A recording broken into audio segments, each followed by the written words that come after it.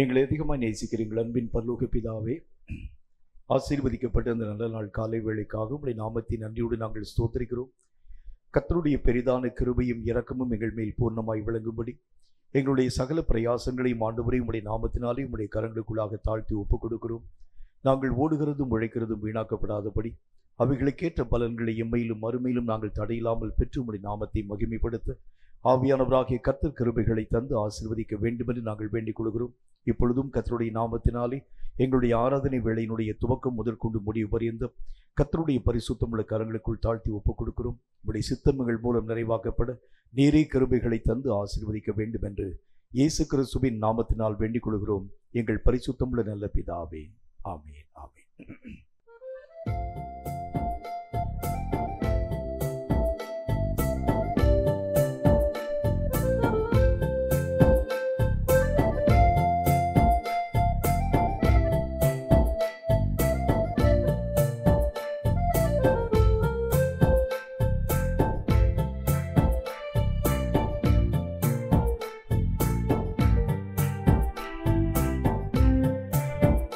நிகரே இல்லாத சர்வீசா திகழும் ஒளி பிரகாசா, நிகரே இல்லாத சர்வீசா திகழும் ஒளி பிரகாசா, துதி பாடிட இயேசுநாதா 10,000 நாவுகள் போதா, நிகரே இல்லாத சர்வீசா திகழும் ஒளி பிரகாசா.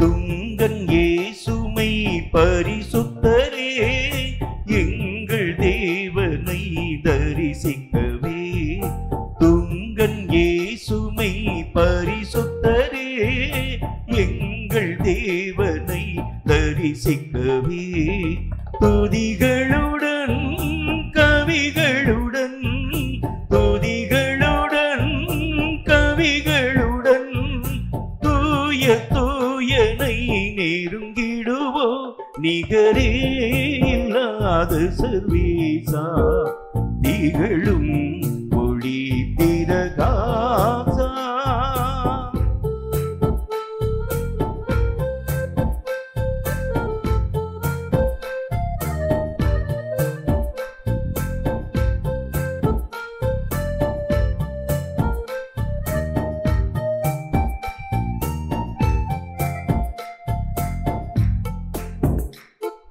கல்லும் மண்ணும் எம் கடவுளல்ல, கையின் சித்திரம் தெய்வமல்ல, கல்லும் மண்ணும் எம் கடவுளல்ல, கையின் சித்திரம் தெய்வமல்ல, ஆவியோடும் உண்மையோடும் ஆவியோடும் உண்மையோடும் ஆதி தேவனை வணங்கிடுவோ, நிகரே இல்லாத சர்வீசா திகழும் ஒளி பிரகாசா.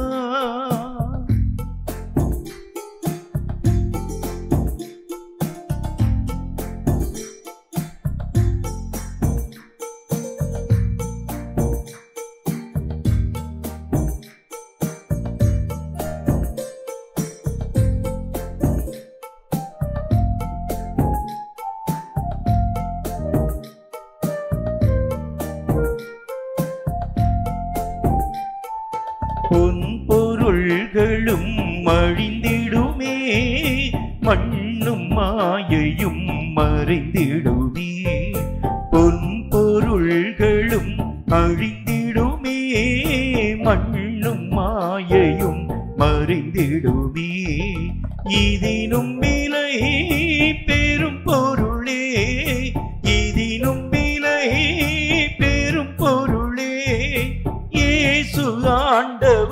திருவருளே நிகரே இல்லாத சர்வீசா திகழும் ஒளி பிரகாசா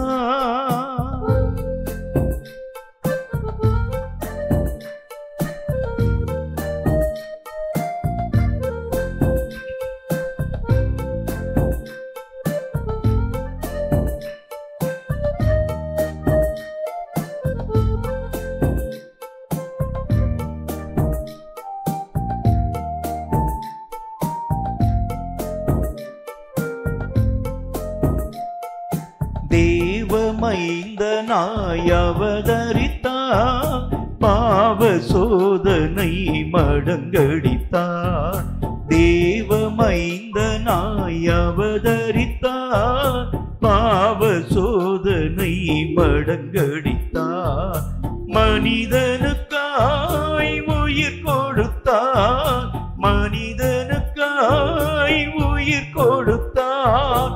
மாளும் மாந்தரை மீட்டெடுத்தார், நிகரே இல்லாத சர்வீசா திகழும் ஒளி பிரகாசா.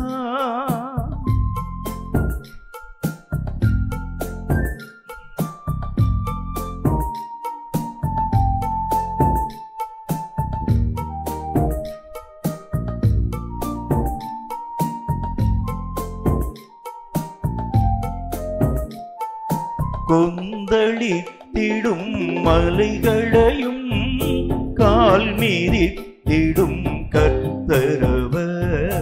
கொந்தளித்திடும் மலைகளையும் கால் மீறித்திடும் கர்த்தரவர்.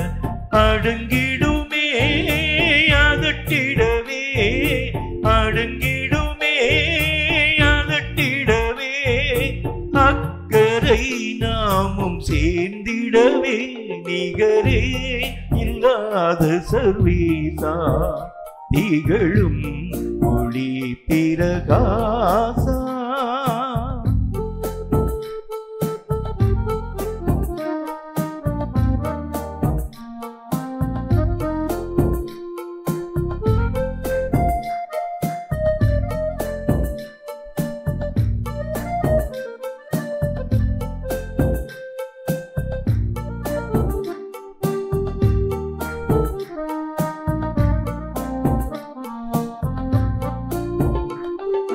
ஜீவன் தந்தவர் மரித்தெழுந்தார், ஜீவ தேவனே உயிர்த்தெழுந்தார்.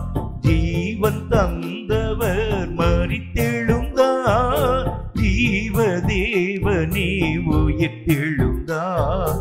மறுபடியும் வருவேன் என்றார், மறுபடியும் வருவேன் என்றார்.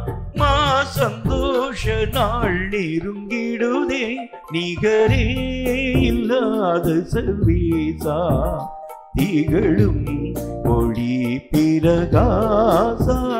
நிகரே இல்லாத சர்வீசா திகழும் ஒளி பிரகாசா.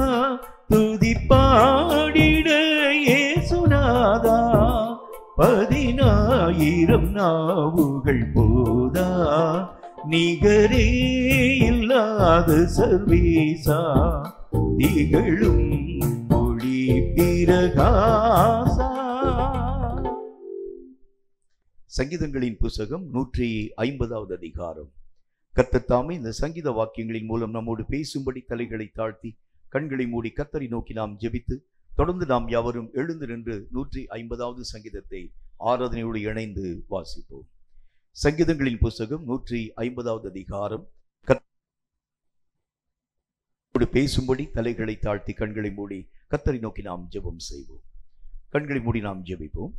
எங்களை அதிகமாய் நேசிக்கிற எங்கள் அன்பின் பரலோக பிதாவே, நீர் தந்த இந்த நல்ல நாளுக்காக உம்முடைய நாமத்தை நன்றியோடு நாங்கள் ஸ்தோத்திரிக்கிறோம். கர்த்தராகி உம்மால் எழுதி கொடுக்கப்பட்டிருக்கக்கூடிய இந்த சத்திய வேத எழுத்துக்களுக்காக நன்றி. இவைகளை வாசித்து அறிந்து உணர்ந்து இவைகளிலே ஆண்டவராகிய தேவன் வைத்து வைத்திருக்கின்ற எல்லா நன்மைகளை தடையில்லாமல் பெற்றுக்கொள்ள ஆவியானவராகிய கர்த்தர் ஏற்ற வல்லமைகளை தந்து ஆசீர்வதிக்க வேண்டும் என்று நாங்கள் ஜெபிக்கிறோம். உம்முடைய வசனங்கள் எல்லாம் சமூலமும் சத்தியம் என்றும் இந்த சத்தியமான மார்க்கங்களை உம்முடைய வசனங்களின் வழியாக நாங்கள் கற்று உணர்ந்து உம்முடைய ராஜ்யத்தின் மகிமைகளை பெற்றுக்கொள்ள கிருபை தர வேண்டும் என்று இயேசு கிறிஸ்துவின் நாமத்தினால் வேண்டிக் கொள்கிறோம் எங்கள் பரிசுத்தமுள்ள நல்ல பிதாவே. ஆமென், ஆமென். எழுந்து நின்று 150வது சங்கீதத்தை ஆராதனையோடு நாம் இணைந்து வாசிப்போம். அல்லேலூயா.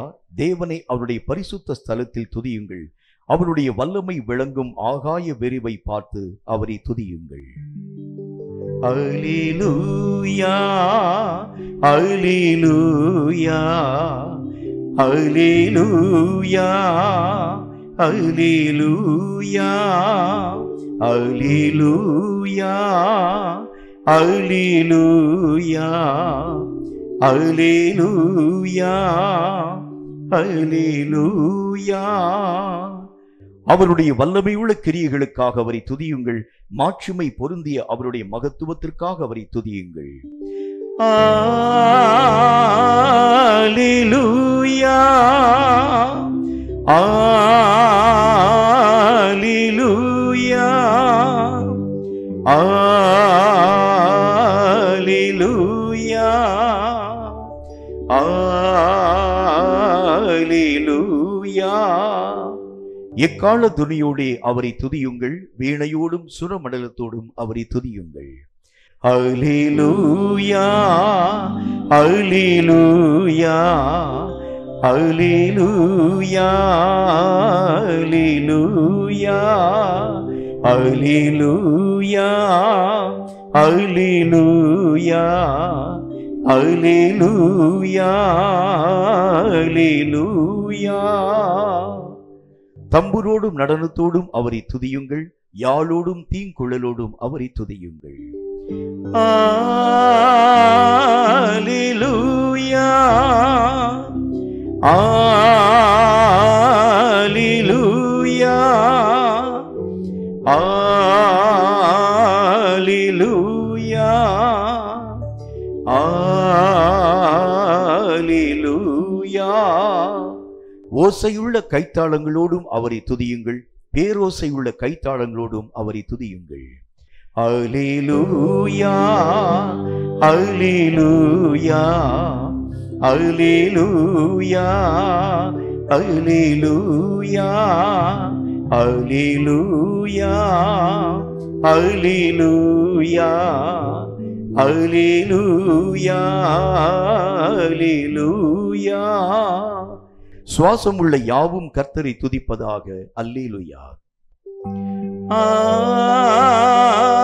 அல்லேலூயா, அல்லேலூயா, அல்லேலூயா,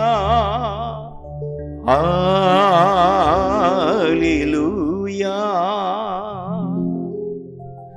பாடுவோம், மகிழ்வோம், கொண்டாடுவோம். அப்பா சமூகத்தில் பாடி மகிழ்ந்து கொண்டாடுவோம். பாடுவோம், மகிழ்வோம், கொண்டாடுவோம். அப்பா சமூகத்தில் பாடி மகிழ்ந்து கொண்டாடுவோம். அக்கினி மதில் நீரே, ஆறுதல் மழை நீரே. அக்கினி மதில் நீரே, ஆறுதல் மழை நீரே. இக்கட்டில் துணை நீரே, இருளில் வெளிச்சம் நீரே. இக்கட்டில் துணை நீரே, இருளில் வெளிச்சம் நீரே. நன்றி, நன்றி, நன்றி, நன்றி, நன்றி, நன்றி. பாடுவோம், மகிழ்வோம், கொண்டாடுவோம். அப்பா சமூகத்தில் பாடி மகிழ்ந்து கொண்டாடுவோம். பாடுவோம், மகிழ்வோம், கொண்டாடுவோம். அப்பா சமூகத்தில் பாடி மகிழ்ந்து கொண்டாடுவோம். துயர் நீக்கும் மருத்துவரே, என் துதிக்கு பாத்திரரே, துயர் நீக்கும் மருத்துவரே, என் துதிக்கு பாத்திரரே, பெலனெல்லாம் நீதானையா, என் பிரியமும் நீதானையா, பெலனெல்லாம் நீதானையா, என் பிரியமும் நீதானையா. கரங்களை தட்டி நன்றி நன்றி நன்றி நன்றி நன்றி நன்றி. பாடுவோம் மகிழ்வோம் கொண்டாடுவோம், அப்பா சமூகத்தில் பாடி மகிழ்ந்து கொண்டாடுவோம். பாடுவோம் மகிழ்வோம் கொண்டாடுவோம், அப்பா சமூகத்தில் பாடி மகிழ்ந்து கொண்டாடுவோம். அன்பு கூறுவேன் இன்னும் அதிகமாய், ஆராதிப்பேன் இன்னும் ஆர்வமாய். அன்பு ஆமென் ஆண்டவரே, இன்னும் ஹல்லேலூயா, ஆராதிப்பேன் இன்னும் ஆர்வமாய். உம்மை முழு உள்ளத்தோடு ஆராதிப்பேன், முழு வேலத்தோடு அன்பு கூறுவேன். ஆராதனை ஆராதனை ஆராதனை ஆராதனை ஆராதனை ஆராதனை ஆராதனை ஆராதனை. யெகோவா ராபா, யெகோவா ராபா, தந்தீரே நன்றி ஐயா. யெகோவா ராபா, சுகம் தந்தீரே நன்றி ஐயா, சுகம் தந்தீரே நன்றி ஐயா, சுகம் தந்தீரே நன்றி ஐயா. உம்மை முழு உள்ளத்தோடு ஆராதிப்பே, முழு வேலத்தோடு அன்பு கூறுவே. ஆராதனை ஆராதனை ஆராதனை ஆராதனை ஆராதனை ஆராதனை. ஹல்லேலூயா, ஆராதனை ஆராதனை. கைதட்டி பாடி மகிழ்ந்திருப்போம், கர்த்தர் சமூகத்தில் களி கூறுவோம். கைதட்டி பாடி மகிழ்ந்திருப்போம், கர்த்தர் சமூகத்தில் களி கூறுவோம். களி கூறுவோம், களி கூறுவோம், கர்த்தர் சொன்ன வாக்குத்தத்தம் சொல்லி மகிழ்வோம். களி கூறுவோம், ஆமென், களி கூறுவோம், கவலைகள் மறந்து களி கூறுவோம். கைதட்டி பாடி மகிழ்ந்திருப்போம், கர்த்தர் சமூகத்தில் களி கூறுவோம். கைதட்டி பாடி மகிழ்ந்திருப்போம், கைதட்டி களி கூறுவோம். நினைப்பதற்கும் நாம் ஜெபிப்பதற்கும் அதிகமாய் செய்திடுவார். நினைப்பதற்கும் நாம் ஜெபிப்பதற்கும் அதிகமாய் செய்திடுவார். களி கூறுவோம், களி கூறுவோம், கர்த்தர் சொன்ன வாக்குத்தத்தம் சொல்லி மகிழ்வோம். களி கூறுவோம், களி கூறுவோம், கவலைகள் மறந்து களி கூறுவோம். கைதட்டி பாடி மகிழ்ந்திருப்போம், கர்த்தர் சமூகத்தில் களி கூறுவோம். கைதட்டி பாடி மகிழ்ந்திருப்போம், கர்த்தர் சமூகத்தில் களி கூறுவோம். உங்கள் துக்கம் சந்தோஷமாய் மாறும், உங்கள் கவலைகள் கண்ணீர் எல்லாம் மறைந்துவிடும். உங்கள் துக்கம் சந்தோஷமாய் மாறும், உங்கள் கவலைகள் கண்ணீர் எல்லாம் மறைந்துவிடும். கலங்காதே மகனே, கலங்காதே மகளே, கலங்காதே மகனே, கலங்காதே மகளே. நம் இயேசு கைவிட மாட்டார், நம் இயேசு கைவிட மாட்டார். நொறுங்குண்ட இதயம் தேற்றுகிறார், உடைந்த உள்ளம் தாங்குகிறார். நொறுங்குண்ட இதயம் தேற்றுகிறார், உடைந்த உள்ளம் தாங்குகிறார். காயங்கள் அனைத்தையும் கட்டுகிறார், கண்ணீர் துடைக்கிறார். காயங்கள் அனைத்தையும் கட்டுகிறார், கண்ணீர் துடைக்கிறார். உன் கண்ணீர் துடைக்கிறார், நம் கண்ணீர் துடைக்கிறார். கலங்கிடவே வேண்டாம், கலங்கிடவே அல்லேலூயா. கலங்கிடவே வேண்டாம், கலங்கிடவே வேண்டாம். நம் இயேசு கைவிட மாட்டார், நம் இயேசு கைவிட மாட்டார், நம் இயேசு கைவிட மாட்டார், நம் இயேசு கைவிட மாட்டார். கலங்கிடவே வேண்டாம், கலங்கிடவே அல்லேலூயா. கலங்கிடவே வேண்டாம், கலங்கிடவே வேண்டாம். நம் இயேசு கைவிட மாட்டாமே, நம் இயேசு கைவிட மாட்டார், நம் இயேசு கைவிட மாட்டார், நம் இயேசு கைவிட மாட்டார், நம் இயேசு கைவிட மாட்டார், நம் இயேசு கைவிட மாட்டார், நம் இயேசு கைவிட மாட்டார். என்றும் இயேசு கைவிட மாட்டார், நம் இயேசு கைவிட மாட்டார், என்றும் இயேசு கைவிட மாட்டார். யோசனையில் பெரியவரே, ஆராதனை ஆராதனை. செயல்களிலே வல்லவரே, ஆராதனை ஆராதனை. ஓசன்னா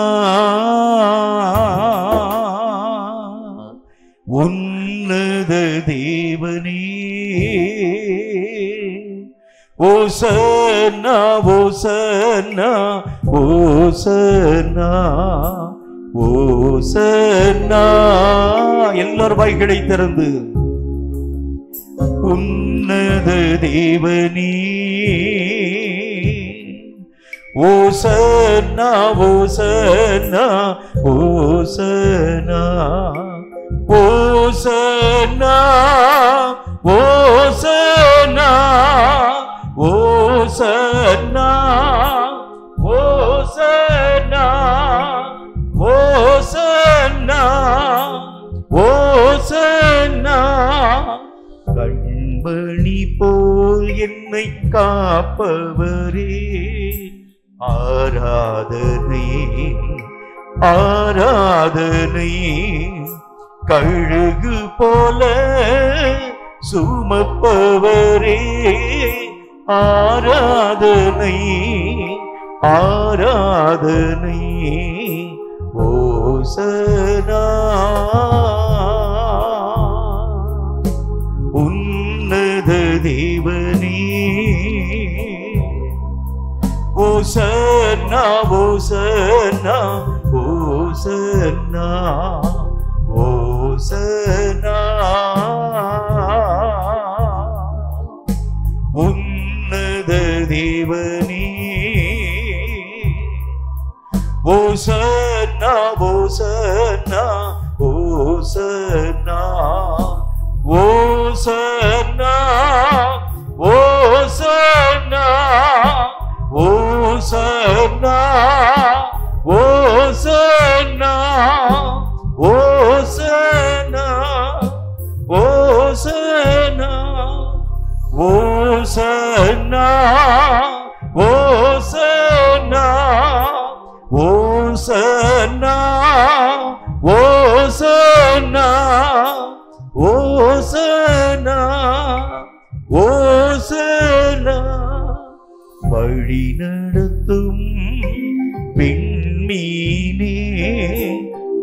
ஆராதனை ஆராதனை ஒளி வீசும் பிடி வெள்ளியே ஆராதனை ஆராதனை ஓசன்னா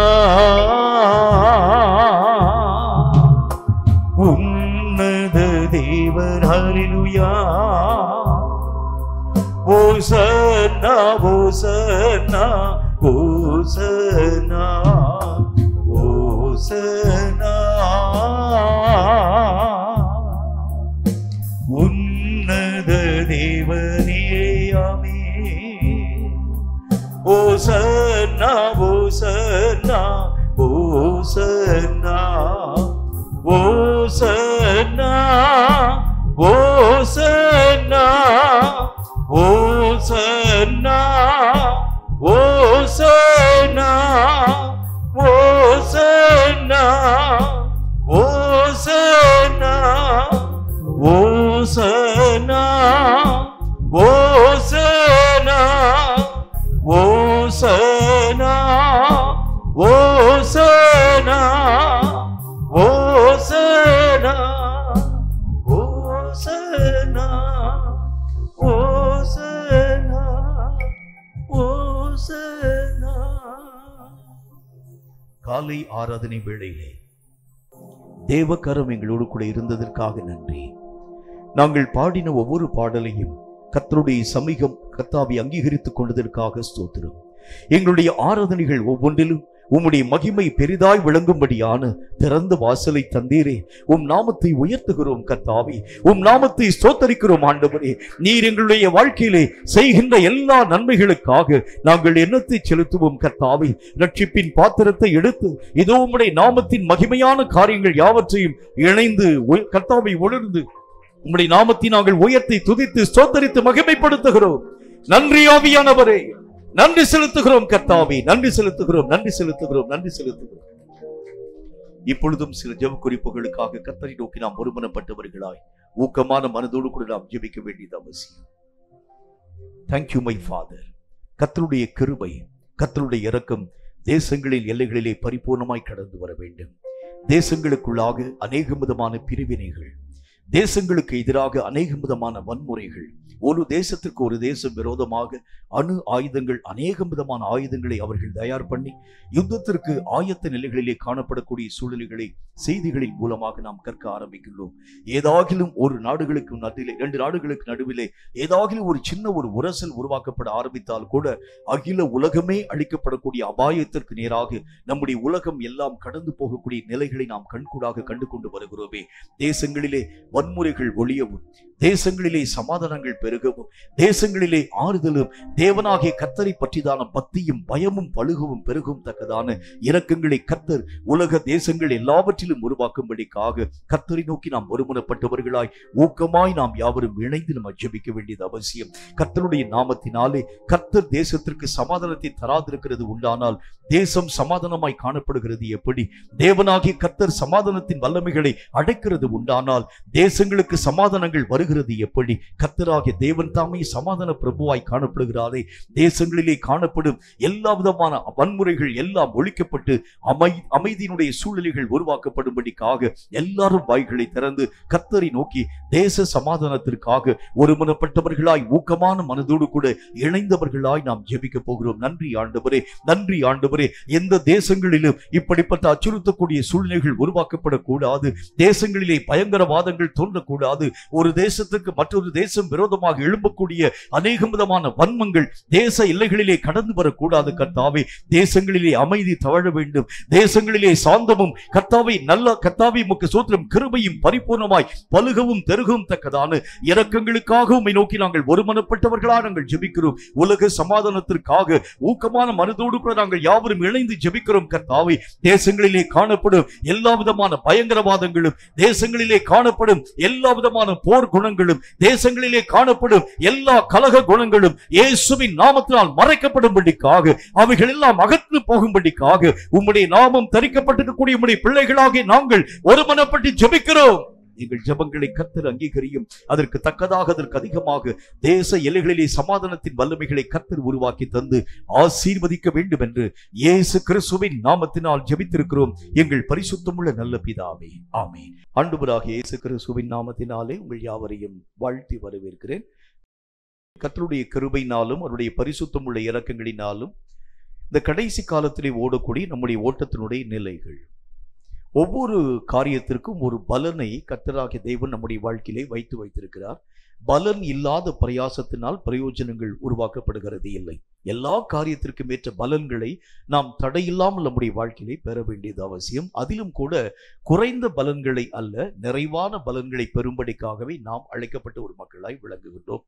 ஒரு வயல்ல ஒரு விதையை நாம் விதைக்கிறது உண்டானால் மிகுந்த பலன்களை பெறும்படிக்காக நாம் எப்படி எதிர்பார்த்து காத்திருக்கிறோமோ அதே மாதிரி தான் வயல்ல விதைக்கக்கூடிய அந்த விதைகளுக்கு உரிய பலன் ஆகிய ஒரு விதைக்கு ஒரு மணி நெல்லை நான் பெறுகிறது உண்டானால் பலன் இல்லை. அந்த ஒரு மணி அந்த நெல்லுக்கு மிகுந்த பலன்களை நான் பெற ஆரம்பித்தால்தான் அது எனக்கு நன்மையான காரியங்களை உருவாக்கக்கூடியதாய் விளங்கி விடுகிறது. நம்முடைய வாழ்க்கையில கூட, ஆவிக்குரிய விஷயத்துல கூட ஒரு தன்மையை ஆண்டவராக தேவனுக்குள் உருவாக்கப்படக்கூடிய ஒரு காரியம் பல நன்மைகளை நம்முடைய வாழ்க்கையிலே தர துவங்க ஆரம்பித்தால்தான் மிகுதியான பலன்களை பெற்று தேவனுடைய சமூகத்திலே நீங்களும் நானும் சந்தோஷமாய் கடந்து போக நம்மால் முடியும் என்கிறதில் சந்தேகமில்லை.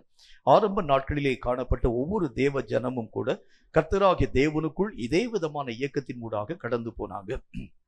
வசனத்துல வாசிக்கிறோம், பவுல் அப்போஸ்தலன் அடிக்கடியா இந்த வார்த்தையை சொல்லுகின்றார், மிகுதியாய் நான் பிரயாசப்பட்டவன், மிகுதியாய் அடிகளின் ஊடாக கடந்து போடுவன். ரொம்ப அதிகமாய் பிரயாசத்தின் ஊடாக கடந்து போக ஆரம்பிச்சனாலதான் மிகுதியான பலன்களை, மிகுதியான நன்மைகளை அவர்கள் தங்களுடைய வாழ்க்கையிலே பெற்றுக்கொண்டு தேவனுடைய சித்தத்தை நிறைவாக்கும் ஒரு மக்களாக விளங்க ஆரம்பிச்சாங்க.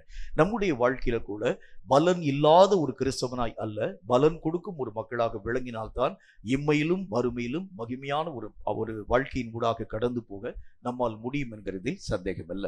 கர்த்தருடைய வசனம் சொல்லக்கூடிய வார்த்தையை வாசிக்கிறேன் கேளுங்கள்.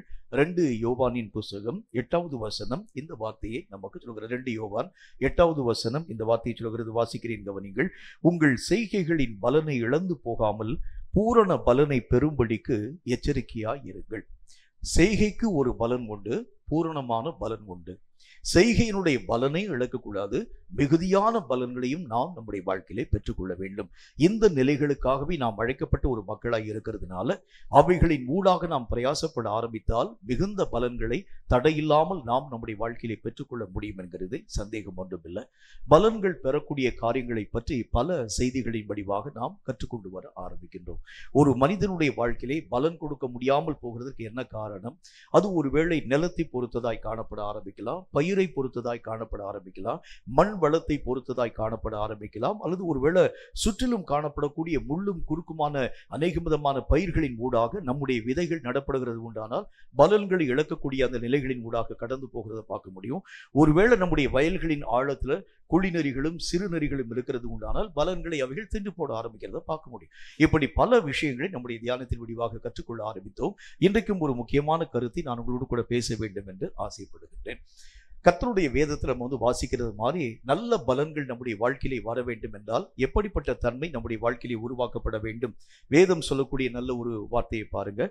நீதிமொழிகளின் புஸ்தகத்துல 23வது அதிகாரம் 18வது வசனம் இந்த வார்த்தையை நமக்கு சொல்கிறது.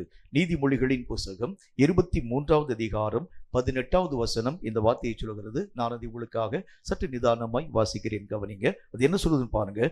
நிச்சயமாகவே முடிவு உண்டு, உன் நம்பிக்கை வீண் போகாது. வீண் போகாத நம்பிக்கையோடு கூட வரக்கூடிய நிறைவான பலன், நல்ல முடிவை முடிக்கும் பொழுது நிறைவான பலன்கள் நம்முடைய வாழ்க்கையிலே கொடுக்கப்படக்கூடியதாய் விளங்கி விடுகிறது. பல பேர் இந்த நாட்கள்ல ஓட்டத்தை துவங்கின மக்களுடைய நிலைகளை பார்க்கலாம். கர்த்தருடைய நாமத்தினாலே எல்லா விதமான அப்போஸ்தலர்களோடு கூட இணைந்து தான் யூதாசும் தன்னுடைய ஓட்டத்தை துவங்கினான். யூதாஸ் மட்டுமல்ல, அவனோடு கூட காணப்படக்கூடிய பல ஜனங்களும் இந்த ஓட்டத்தின் ஊடாக கடந்து வர ஆரம்பிச்சாங்க. யோவான் எழுதின சுவிசேஷத்துல 6வது அதிகாரத்தை நீங்க வீட்டில் போய் வாசிச்சு பார்த்தீங்கன்னா, ஆண்டவராகிய இயேசு கிறிஸ்துவை விடாமல் ஏராளமான மக்கள் பின்பற்றி வரக்கூடிய ஒரு மக்களாய் விளங்கினாங்க. ஆனாலும் கூட சில ஜனங்கள் பாதி வழியிலே கர்த்தராகிய தேவனை விட்டு விலகி போக ஆரம்பிச்சிட்டாங்க. சில மக்கள் கர்த்தருடைய உபதேசங்களை கேட்க மனமற்றவர்களாய் அவர்கள் விலகி போக ஆரம்பிச்சிட்டார். சில ஜனங்கள் ஆண்டவராகிய தேவன் அவர்களை பார்த்து சொன்னார், ஜீவ அப்பம் நான் தான், என்னை புசிக்கிறவனுக்கு நித்திய ஜீவன் உண்டு என்று சொல்லி. ஜனங்கள் அதை பார்த்து சொன்னார்கள், கடினமான உபதேசம், இதை யார் ஏற்பார்கள் என்பதை பற்றி பேசி கர்த்தராகிய தேவனை விட்டு விலகி போக ஆரம்பிச்சாங்க. கர்த்தரை நோக்கி வந்த மக்கள் திரளான மக்கள். ஆனா கடைசி வரைக்கும் நின்றவர்கள் எத்தனை பேர் என்று சொல்லி பார்த்தா, எண்ணிக்கைக்கு உட்பட்ட மக்களையே ஆண்டவராகிய தேவனை சார்ந்து நடக்கும் ஒரு மக்களாய் விளங்க ஆரம்பிச்சாங்க. அப்ப அதாவது துவங்கக்கூடிய துவக்கம் எப்படி வேணாலும் துவங்கலாம். ஆண்டவராகிய தேவனோடு கூட தான் நான் நடந்து வந்தேன், ஆண்டவராகிய இயேசுவோடு கூட தான் நான் படுத்தேங்க, இயேசுவோடு கூட தான் உட்கார்ந்து நான் சாப்பிட ஆரம்பிச்சேன், இயேசுவும் நாங்களும் ஒரே இடத்துல நாங்கள் தங்கி தாவரிக்க ஆரம்பிச்சோம். நல்ல ஒரு துவக்கம் தான். ஆனால் நம்முடைய முடிவு எப்படிப்பட்ட முடிவா இருக்கிறது? அதனாலதான் கர்த்தருடைய வசனத்துல பார்க்கிறோம், நிச்சயமான முடிவை நாம் முடிக்கிறது உண்டானால் நம்முடைய நம்பிக்கை வீண் போகாது. முழு நிச்சயமான பலன்களை நாம் பெற்றுக்கொள்ள முடியும். நல்ல முடிவை நாம் முடிக்கக்கூடிய அளவிற்காக நம்முடைய பிரயாசங்கள் சரியான ஒரு இயக்கத்தின் ஊடாக கடந்து போகிறது உண்டானால், கர்த்தருடைய வேதம் சொல்லக்கூடிய வார்த்தையின் அடிப்படையில் நம்முடைய முடிவு ஆண்டவராகிய தேவனுடைய எதிர்பார்ப்புக்கு உட்படுத்தப்பட்ட ஒரு முடிவாக, நல்ல முடிவாக மாற்றமடைய ஆரம்பிக்கிறதை பார்க்க முடியும். நம்முடைய வாழ்க்கையிலே காணப்படும் நம்பிக்கையும் ஒருபோதும் வீணாக்கப்பட்டு போகிறதில்லை. எதை நான் நம்பி கர்த்தராகிய தேவனை பின்பற்றி வந்தேனோ அந்த நம்பிக்கை ஒருபோதும் என்னுடைய வாழ்க்கையின் எல்லைகளை தாண்டி போகாது. எதை ஆண்டவராகிய தேவனுடைய நாமத்தினாலே பெற்றுக்கொள்ளும்படிக்காக நான் வாஞ்சியோடு அவரை நான் பின்பற்ற வந்தேனோ அதிலே ஒரு காரியத்தையும் விளக்கக்கூடாத அளவிற்காக முழு நம்பிக்கையை நான் என்னுடைய வாழ்க்கையிலே பெற்றுக்கொள்ள முடியும். நல்ல முடிவை முடித்தான். இப்ப நல்ல முடிவை முடிக்கக்கூடிய அனுபவம் என்றால் என்ன? துவக்கம் நல்ல ஒரு துவக்கமா இருக்கலாம், ஆனால் என்னுடைய முடிவு எதை நோக்கி கடந்து போகிறது என்பதை பற்றி சகல விதமான ஆராய்ந்து பார்க்கக்கூடிய அனுபவம் நம்முடைய வாழ்க்கையிலே வர வேண்டியது அவசியம். இந்த நாட்கள்ல நிறைய ஊழியக்காரர்களுடைய நிலைகளை பார்க்க முடியும். அவர்களோடு கூட நீங்க பேச ஆரம்பிக்கிறது உண்டானா, எதுக்காக அந்த ஊழியத்துக்குள்ள வந்தீங்கன்னு கேட்டீங்கன்னா, பல பேர் பல விஷயங்களை பற்றி பேச ஆரம்பிப்பாங்க.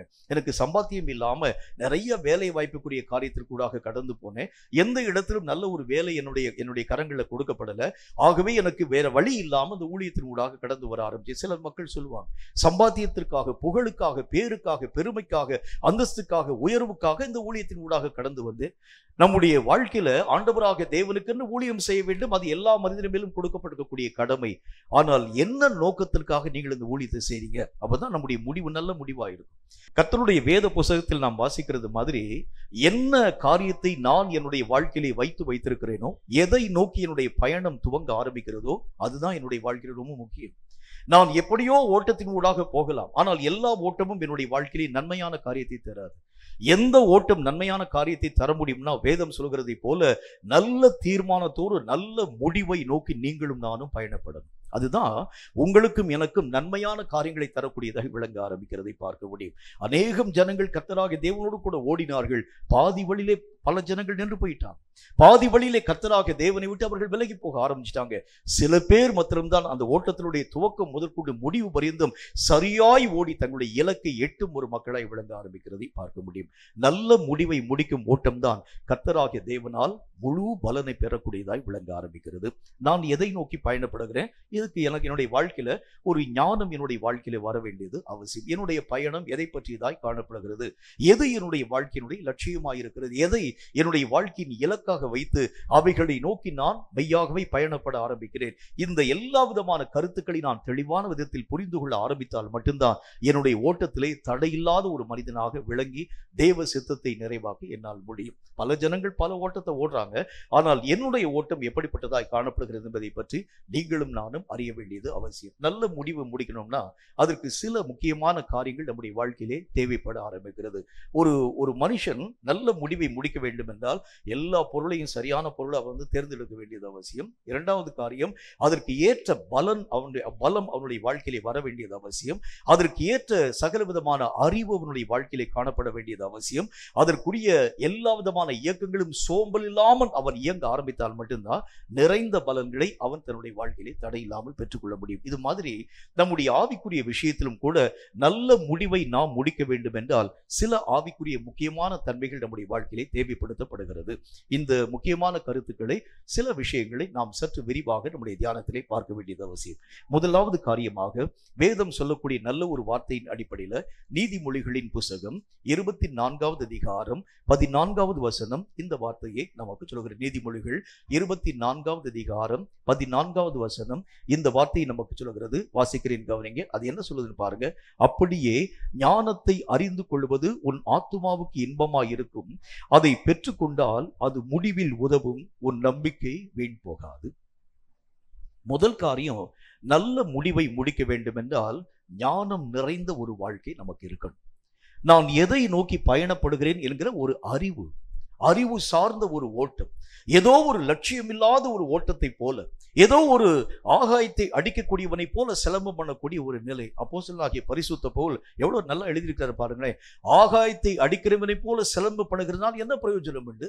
சத்துரு எங்கேயோ நிற்கிறான், ஆனால் நீங்களும் நானும் நம்முடைய கரங்களிலே வைத்திருக்கக்கூடிய கம்பை சுழற்றுகிறோம். எதை நோக்கி? சத்துருவை நோக்கி அல்ல, ஆகாயத்தை நோக்கி நாம் சுழற்றுகிறது உண்டானால் பலன் என்ன? நம்முடைய வாழ்க்கையினுடைய லட்சியம் இல்லாமல் ஏதாவது ஒரு காரியத்தை நாம் செய்கிறது உண்டானால் பிரயோஜனம் ஒண்ணுமில்லை. வேதம் சொல்லக்கூடிய நல்ல ஒரு வார்த்தையின் அடிப்படையில் எதை நோக்கி என்னுடைய பயணத்தினுடைய நிலைகளை நான் அமைத்துக் கொள்ளுகின்றேன், எது என்னுடைய வாழ்க்கையின் இலக்காய், இதை பற்றி ஒரு யோசனை, ஒரு அறிவு என்னுடைய வாழ்க்கையிலே வர வேண்டியது அவசியம். அந்த நாட்கள்ல ஆண்டவராக தேவனை ஜனங்கள் பின்பற்றக்கூடிய மக்கள், சில ஜனங்கள் கர்த்தராகிய தேவன் தரக்கூடிய நன்மைக்காய் அவரை பின்பற்றினாங்க. சில ஜனங்கள் கர்த்தர் தரக்கூடிய ஆசீர்வாதங்களுக்காய் அவரை பின்பற்றினாங்க. சில ஜனங்கள் தான் கர்த்தராகிய தேவனை நேசித்து அவரை பின்பற்றக்கூடியவர்களை விளங்க ஆரம்பிச்சாங்க. நீங்க எங்க போனாலும் நாங்கள் உண்மை விடாமல் பின்பற்றுவோம் ஆண்டவரே.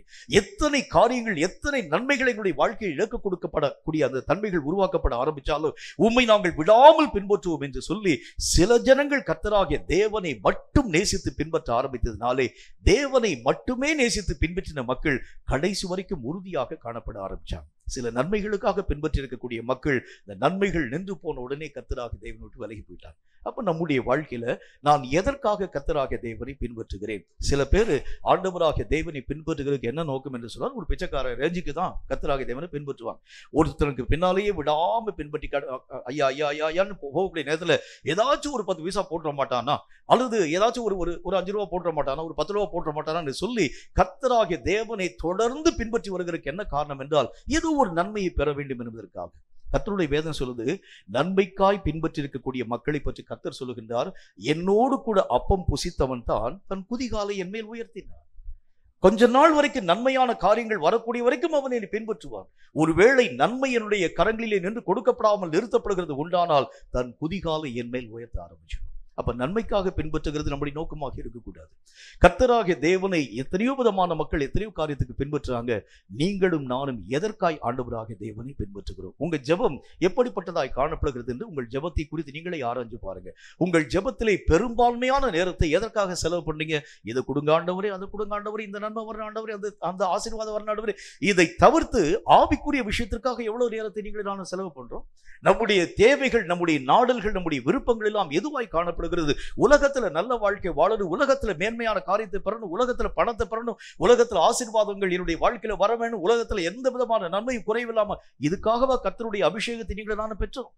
அபிஷேகம் கொடுக்கப்பட்டதற்கு எதற்கு என்று சொன்னால், உலகத்திலே நின்று நீங்களும் நானும் வேறு பிரிக்கப்பட்டு ஆண்டவராகிய தேவனுக்கு உரியவர்களாய் மாற்றப்பட வேண்டும் என்கிற ஒரே நோக்கத்திற்காகவே அபிஷேகத்தின் வல்லமை ஊற்றப்பட்டது.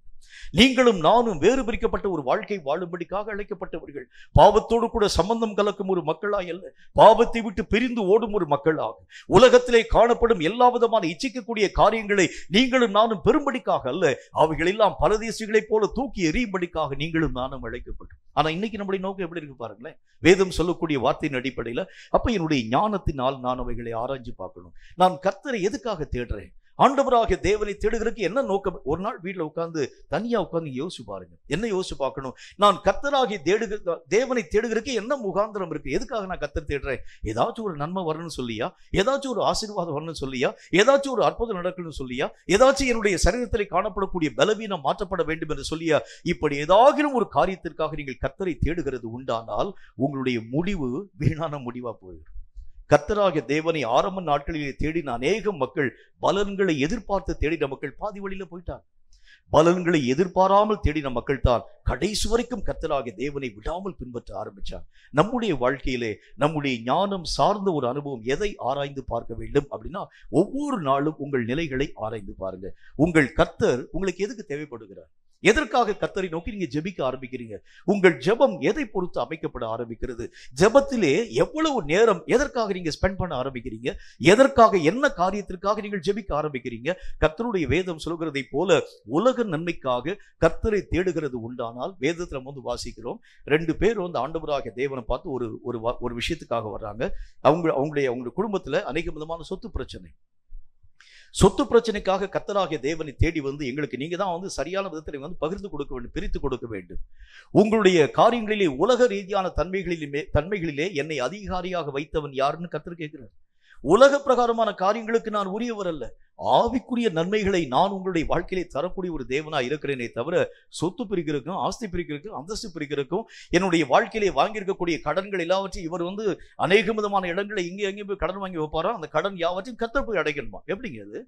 கர்த்தருடைய வேதம் சொல்லக்கூடிய வார்த்தையின் அடிப்படையிலே ஆண்டவராகிய தேவன் எதை நம்முடைய வாழ்க்கையிலே எதிர்பார்க்கிறார் என்றால், இம்மைக்கான காரியங்களுக்காக நீங்கள் கர்த்தரை தேடினால் கர்த்தரிடத்தில் உங்களுக்கு ஒண்ணுமே இல்லை, நல்ல முடிவை முடிக்க முடியாது.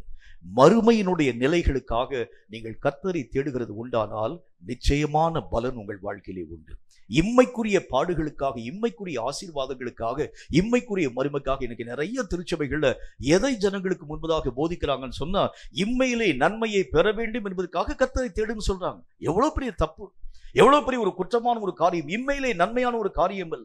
ஆண்டவராக இயேசு கிறிஸ்து ஒரு முறை விசாரிக்கப்படும்படிக்காக கடந்து போகின்றார். அந்த இடத்திலே அங்கு காணப்படக்கூடிய விசாரணை பண்ணக்கூடிய அந்த மனுஷன் கேட்கிறான், எல்லா ஜனங்களும் உண்மை ராஜா ராஜா என்று சொல்லுகிறார்களே, நீர் உண்மையிலே ராஜா தானா என்கிறதை பற்றி அவன் கேட்கக்கூடிய நேரத்தில் அவர் சொல்லுகின்றார், ஆம் நான் ராஜா தான். உம்முடைய ராஜ்யம் எங்கே இருக்கிறது? உடனே ஆண்டவராக இயேசு கிறிஸ்து சொல்லுகின்றார், என்னுடைய ராஜ்யம் இந்த உலகத்துக்குரியது கிடையாது, என்னுடைய ஆளுமை இந்த உலகத்துக்குரியது கிடையாது. இந்த உலகத்திலே காணப்படும் எந்த நன்மையான காரியங்களை பெறும்படிக்காக என்னை ஒருவன் தேடினால் அவனுக்கு என்னிடத்தில் ஒண்ணுமே கிடையாது. அப்ப நிறைவான பலன்களை பெற வேண்டும் என்றால் கர்த்தரை தேடுங்கள். எதற்காக தேடுங்கள்? மறுமைக்காக கர்த்தரை தேடுங்கள். எதிர்கால வாழ்க்கைக்காக கர்த்தராகிய தேவனை தேடுங்கள். ஆண்டவராகிய தேவன் தரக்கூடிய ஆவிக்குரிய நன்மைகளுக்காக கர்த்தரை தேடுங்கள். உலக ரீதியான காரியங்களுக்காக, உலக பிரகாரமான நன்மைகளுக்காக, உலக பிரகாரமான ஆசீர்வாதங்களுக்காக 24 மணி நேரம் நீங்கள் புலம்பி எழ ஆரம்பிக்கிறது உண்டானால் தேவனுடைய நன்மைகள் உங்களுடைய வாழ்க்கையிலே வராது. நிச்சயமான முடிவில்லாத ஒரு வாழ்க்கை வாழ்றீங்க. என்ன முடிவு என்னுடைய வாழ்க்கையிலே காணப்பட வேண்டும், எதை நோக்கி நான் பயணப்பட வேண்டும் என்கிற அறிவு சார்ந்த ஒரு நிலை என்னுடைய வாழ்க்கையில வரணும். என்னுடைய ஓட்டம் எதை நோக்கினதாக காணப்படுகிறது, எதை நான் வாஞ்சிக்கிறேன், எதை நான் விரும்புகிறேன். கர்த்தராகிய தேவனை இடைவிடாமல் ஜெபிக்க ஆரம்பிக்கிறேன். ராத்திரியெல்லாம் விழித்திருந்து ஜெபிக்க ஆரம்பிக்கிறேன். பகலெல்லாம் ஃபாஸ்டிங் இருந்து ஜெபிக்க ஆரம்பிக்கிறேன். நாள்தோறும் ஒவ்வொரு நாளைக்கு 3 முறை நான் ஜெபிக்க ஆரம்பிக்கிறேன். எதுக்காக ஜெபிக்கிறேன்? ஆண்டவராகிய தேவனுடைய நாமத்தினாலே உலக ரீதியான நன்மைகளுக்காக நான் ஜெபிக்கிறது உண்டானால் வேதத்திலே நாம் வாசிக்கிறோம், என்னுடைய அம்புகள் எல்லாவற்றையும் நான் வீணாக செலவு பண்ண ஆரம்பிக்கிறேன். என்னுடைய அலைச்சல்கள் எல்லாவற்றையும் வீணடைக்க ஆரம்பிக்கிறேன். என்னுடைய எல்லா விதமான சிலம்பங்கள் யாவற்றையும் ஆகாயத்தை நோக்கி நான் வீசக்கூடியவனாய் விளங்கி விடுகின்றேன். கர்த்தருடைய வேதத்தில் ஆண்டவராகிய தேவன் சொல்லுகின்றார், தேவையானது ஒன்றே, நல்ல பங்கை தேர்ந்தெடுத்துக் கொள்ளுங்கள். நன்மையான பங்கு என்றால் என்ன? எதை ஆண்டவராகிய தேவன் சொல்லுகின்றார்? தேவனுக்குள் வளர்கிறதும், தேவனுக்குள் எழும்புகிறதும், தேவனாகிய கர்த்தரை அறிகிறதும், தேவனோடு கூட இசைந்து நடக்கிறதும் தான் ஒரு ஆவிக்குரிய மனுஷனுடைய வாழ்க்கையின் நல்ல பங்கை தவிர இந்த உலகத்திலே மேன்மையான காரியங்களை பெற வேண்டும் என்றால் நீங்கள் கர்த்தராகிய தேவனுக்கு வர வேண்டிய அவசியமே இல்லையே. நிறைய அநேக தொழிற்சங்கத்துக்குள்ள போயிடலாம். நிறைய காரியத்தினூடாக கடந்து போனால் உயர்வையும் மேன்மை உங்களை வாழ்க்கையில பெற்றுக்கொள்ள முடியும். ஆனால் கர்த்தருக்குள் ஒரு மனிதன் வருகிறது உண்டானால் மறுமைக்குரிய நிச்சயத்திற்காக அவனுடைய ஓட்டம் காணப்பட ஆரம்பித்தால், அந்த ஞானத்தோடு கூட அவன் ஓடுகிறது உண்டானால் நன்மையான ஒரு முடிவை தன்னுடைய வாழ்க்கையிலே பெறக்கூடியவனாய் விளங்க ஆரம்பித்து விடுகின்றான். ஞானம் அப்படின்னா எதை பற்றி கர்த்தருடைய வேதம் நமக்கு சுட்டி காண்பிக்க ஆரம்பிக்கிறது? ஞானத்தை பற்றி சில முக்கியமான கருத்துக்களை நான் உங்களோடு கூட சொல்ல வேண்டியது அவசியம். ஞானத்தினுடைய முதலாவது தன்மை, எதை ஆண்டவராகிய தேவன் ஞானம் என்கிற வார்த்தையின் மூலம் பேசுகிறார் என்று பாருங்கள். நீதிமொழிகளின் புத்தகத்துல 9வது அதிகாரம் 8வது வசனம் இந்த வார்த்தையை நமக்கு சொல்கிறது. நீதிமொழிகள் 9வது அதிகாரம் 8வது வசனம் இந்த வார்த்தையை நமக்கு சொல்கிறது. கொஞ்சம் நான் நிதானமா வாசிக்கிறேன், கவனிங்க. பரியாசக்காரனை கடிந்து கொள்ளாதே, அவன் உன்னை பகைப்பான். ஞானம் உள்ளவனை கடிந்து கொள், அவன் உன்னை நேசிப்பான். ஞானம் உள்ளவனா யாரு? அவனுடைய வாழ்க்கையிலே உணர்வு நிறைந்தவனாய் காணப்படுகின்றார். எதற்காக நான் கடிந்து கொள்ளப்படுகிறேன்? அவன் தன்னுடைய வாழ்க்கையிலே உணர்ந்து கொள்ள ஆரம்பிக்கிறான். என்னுடைய வாழ்க்கையிலே காணப்படக்கூடிய தவறுகளை கர்த்தராகிய தேவன் சுட்டி காண்பிக்கிறார். என்னை கர்த்தராகிய தேவன் சிட்சிக்கிறார் என்றால் காரணம் என்ன? நான் கர்த்தரை விட்டு விலகி போக வேண்டும் என்பதற்காக அல்ல, அவர் என்னை நேசிக்கிறதுனால, அவரோடு கூட இணைக்கப்பட வேண்டும் என்பதற்காக என்னுடைய வாழ்க்கையிலே காணப்படும் சின்ன சின்ன தவறுகளை கர்த்தராகிய தேவன் சுத்திகரித்து என்னை அவரோடு கூட சேர்த்துக் கொள்ளும்படிக்காகத்தான் தேவன் என்னை கடிந்து கொள்ள துவங்க ஆரம்பிக்கின்றார். நிறைய நேரத்துல கர்த்தர் கடிந்து கொள்ளக்கூடிய நேரத்தில் நீங்களும் நானும் சோர்ந்து போக ஆரம்பிச்சிடும். கர்த்தராகிய தேவன் நம்மை பார்த்து அநேக விதமான குறைவான காரியங்களை பற்றி பேசும் பொழுது நம்முடைய வாழ்க்கையிலே காணப்படக்கூடிய பலவிதமான தவறுக்குரிய காரியங்கள் யாவற்றையும் சுட்டி காண்பிக்கக்கூடிய நேரத்தில் நாம் சோர்ந்து போக ஆரம்பிக்கிறோம். தவறுகளை கர்த்தர் ஏன் சுட்டி காண்பிக்கிறார் என்றால், நீங்கள் தவறிலேயே மாண்டு மடிந்து போக வேண்டும் என்பதற்காக அல்ல, தவறை நீங்கள் சீர்திருத்தி மீண்டும் அவரோடு கூட இணைக்கப்பட வேண்டும் என்கிற அன்பின் மிகுதியினால்தான் தேவன் உங்களையும் என்னையும் கடிந்து கொள்ள ஆரம்பிக்கிறார். கர்த்தர் கடிந்து கொள்ளக்கூடிய நேரத்துக்கு காரணம் என்ன? ஒரு ஞானம் உள்ளவன் தான் ஒரு காரியத்தை புரிஞ்சு கொள்ள ஆரம்பிக்கின்றார். சில பேர் அதாவது தன்னுடைய வகுப்பிலே காணப்படக்கூடிய ஆசிரியர்கள் கடிந்து கொள்ளக்கூடிய காரியங்களை அவர்கள் ரொம்ப வெறுக்க ஆரம்பிக்கிறத பார்க்க முடியும். சில இப்ப இருக்கக்கூடிய ஜனங்களுடைய நிலைகளை நம்ம பார்க்க ஆரம்பிக்கிறது உண்டானா, இனி வரக்கூடிய நாட்களில் ஆசிரியர்கள் எனக்கு விரோதமான காரியத்தை செய்கிறது உண்டானால் ஒரு பெரிய ஒரு பிச்சுவாக்கத்தை என்னுடைய இழுப்ப வச்சிருக்கிறேன், ஒரு வார்த்தையை அவன் சொல்லட்டு ஒரே சொல்கிறேன் என்று சொல்லக்கூடிய அளவிற்காக ஆசிரியர்கள் எதற்காக உங்களுக்கு முன்பதாக கடிந்து கொள்ளக்கூடிய வார்த்தையை பேசுறாங்க? பெற்றோர்கள் எதற்காக கடிந்து கொள்ளக்கூடிய வார்த்தையை பேசுறாங்க? கெட்டு போக வேண்டும் என்று சொல்லியா? நீங்க சீரான காரியங்களை இழக்க வேண்டும் என்று சொல்ல? இல்லை இல்லை, உங்களுடைய குறைவுகள் நிவர்த்தியாக்கப்படும்படிக்காக உங்கள் பெற்றோர் உங்களை கண்டிக்கிறாங்க. உங்களுடைய ஆசிரியர்கள் நீங்கள் நல்ல முறையில் பாடங்கள் யாவற்றையும் பயின்று நல்ல மதிப்பெண்கள் பெற்று அநேக விதமான காரியங்களை பெற வேண்டும் என்கிற நல்ல நோக்கத்திற்காகவே அவர்கள் கடிந்து கொள்கிறார்களே தவிர நீங்கள் கெட்டு போக வேண்டும் என்று சொல்லி யாரும் உங்களுக்கு விரோதமான வார்த்தையை பேசுகிறது. இதை யாரு புரிந்து கொள்ள ஆரம்பிக்கின்றான்? உணர்வு இல்லாத மனிதனால் இந்த ஒரு காரியத்தை புரிஞ்சுக்க முடியாது. அந்த ஆசிரியரை பார்த்தாலே எனக்கு எரிச்சலா வருது, இந்த ஊசி போடக்கூடிய டாக்டரை பார்த்தாலே எனக்கு ரொம்ப கடுப்பா வருது. அங்க அதுக்கு காரணம் என்ன? அவர் போன உடனே ஊசி எடுக்க ஆரம்பிக்கிறார். ஊசி எதுக்கு? அவர் விளையாடுறதுக்காக உங்கள்கிட்ட குத்தி குத்தி விளையாட போறாரு? இல்லை இல்லை, உங்களுடைய சரீரத்திலே காணப்படும் பலவீனங்கள் மாற்றப்பட வேண்டும் என்கிற நல்ல நோக்கத்திற்காகவே. தேவன் எதற்காக என்னை கடிந்து கொள்கிறார் என்றால் அதற்கு ஒரு காரணம் உண்டு. அதை என்னுடைய ஞானமுள்ள மனம் விளங்கிக் கொள்ள வேண்டும். என்னுடைய வாழ்க்கையிலே ஒரு உணர்வு வரணும். கர்த்தராக தேவன் என்னை கடிந்து கொள்கிறார் என்றால் காரணம், அவர் என்னை அதிகமாய் நேசிக்கிறார். நான் மீண்டும் ஆண்டவராக தேவனை விட்டு விலக்கப்படக்கூடாது என்பதற்காகத்தான் இந்த சிக்ஷையை தேவன் என்னுடைய வாழ்க்கையிலே அனுமதிக்க ஆரம்பிக்கின்றார். தேவன் அனுமதிக்கிறதுக்கு ஒரே ஒரு நோக்கம்தான், என்னையும் அவரும் நானும் அவரும் பிரிந்து போக வேண்டும் என்று சொல்லி அல்ல, மீண்டும் நாங்கள் ஒன்றாய் இணைக்கப்பட வேண்டும் என்கிற ஒரே நோக்கத்திற்காகவே கர்த்தராக தேவன் என்னை சிக்ஷித்து தம்முடைய பரிசுத்தம் உள்ள வழிகளிலே என்னை கொண்டு போய் நிறுத்தும்படியான அநேகம் சோதனைகளை அனுமதிக்க ஆரம்பிக்கின்றார். யோபுவுக்கு சோதனைகள் அனுமதிக்கப்பட்ட பொழுது வாழ்க்கையிலே ஏற்றுக்கொள்ளக்கூடியவனாய் விளங்க ஆரம்பித்தான். எல்லா விதமான நிலைகளிலும் எல்லா விதமான சூழ்நிலைகளிலும் யோபு தன்னுடைய வாழ்க்கையிலே கொடுக்கப்பட்டிருக்கக்கூடிய சோதனைகளை குறித்து முறுமுறுக்கக்கூடிய மனுஷனாய் காணப்படவே இல்லை. கர்த்தருடைய நாமத்தினாலே அவன் பெற்றுக் கொண்டிருக்கக்கூடிய ஒவ்வொரு சோதனைகளுக்காக கர்த்தராகிய தேவனை ஸ்தோத்திரிக்க துவங்க ஆரம்பிச்சான். காரணம் என்ன தெரியுமா? ஞானமுள்ள மனம். தேவன் ஒரு காரியத்தை அனுமதிக்கிறது உண்டானால் ஏதோ ஒரு மிகுதியான பலன்களை என்னுடைய வாழ்க்கையிலே தரும்படிக்காகவே இந்த காரியங்களை தரக்கூடியவராய் விளங்குகின்றார். இந்த ஒரு ஞானமுள்ள மனம் என்னுடைய வாழ்க்கையிலே இருக்கிறது உண்டானால் கர்த்தராகிய தேவன் செய்யக்கூடிய கிரியைகளை நான் என்னுடைய வாழ்க்கையிலே ஒருபோதும் வெறுக்கவே மாட்டேன். தேவன் என்னுடைய வாழ்க்கையிலே அனுமதிக்கக்கூடிய எல்லாம் நன்மைக்காகவே. கர்த்தருடைய வேத புத்தகத்தில் கர்த்தரை பற்றி நாம் நல்ல ஒரு வாக்கியத்தை விதமாய் வாசிக்கிறோம். கர்த்தராகிய தேவன் பூமியை உருவாக்கினார். பூமியை உருவாக்கி இருக்கக்கூடிய கர்த்தர், எல்லா விதமான காரியங்களையும் உருவாக்கிற கர்த்தர் ஒரே ஒரு வார்த்தையிலே முடிக்க ஆரம்பிக்கின்றார். இவைகள் எல்லாம் நல்லது என்றே கர்த்தருடைய கண்கள் பார்க்கக்கூடியதாய் விளங்கிற்று. எதையாச்சும் கர்த்தர் தீமையா பார்த்தாரான்னு பாருங்க. ஏனென்றால் வசனத்துல பார்க்கிறோம், அவருக்கு பெயரே தீமைகளை பார்க்க மாட்டாத சுத்த கண்ணன் என்று சொல்ல என்கிற பெயர். அவருக்கு தீமையான காரியத்தை பார்க்க தெரியாது. அவர் செய்கிறது எல்லாம் ஒரு நன்மைதான். ஒருவேளை நம்முடைய கண்களுக்கு அது தீமையை போல தோற்றமளிக்க ஆரம்பித்தாலும் அதனுடைய உள் கருத்து நன்மை சார்ந்ததாகவே காணப்படும் என்கிற ஞானம் முதல் காரியம் வாழ்க்கையில வரணும். தேவனாகிய கர்த்தருக்கு தீமை செய்ய தெரியாது. அவர் நன்மையின் தேவனாகவே காணப்பட ஆரம்பிக்கின்றார். ஆண்டவராக இயேசு கிறிஸ்து இந்த உலகத்திலே வந்த பொழுது அவரை தேவன் பரிசுத்த ஆவியினால் நிரப்பி நன்மை செய்கிறவராகவும் பிசாசின் வல்லமையிலே அகப்பட்டிருக்கக்கூடிய எல்லா மக்களையும் சுகமாக்கக்கூடியவருமாகவே அவர் சுற்றி தெரிய ஆரம்பித்தார் என்று சொல்லி கர்த்தருடைய வசனத்துல வாசிக்கலாம். அவருக்கு நன்மையான காரியங்களை தவிர்த்து வேற ஒன்றும் செய்ய தெரியாது. அப்ப ஏதாகிலும் ஒரு விஷயம் ஆண்டவராக தேவனால் அனுமதிக்கப்படுகிறது உண்டானால் முறுமுறுக்காதிருங்கள். உங்கள் ஞானத்தினால் அவைகளை பாருங்க. அவைகளின் மூலமாய் ஏதோ ஒரு புதிய பரிமாணத்திலே தேவன் என்னை உயர்த்தும்படிக்காகத்தான் இந்த காரியம் அனுமதிக்கப்படுகிறது. ஏதோ ஒரு நோக்கத்திற்காகத்தான் கர்த்தர் இந்த ஒரு காரியத்தை என்னுடைய வாழ்க்கையிலே தருகிறார்.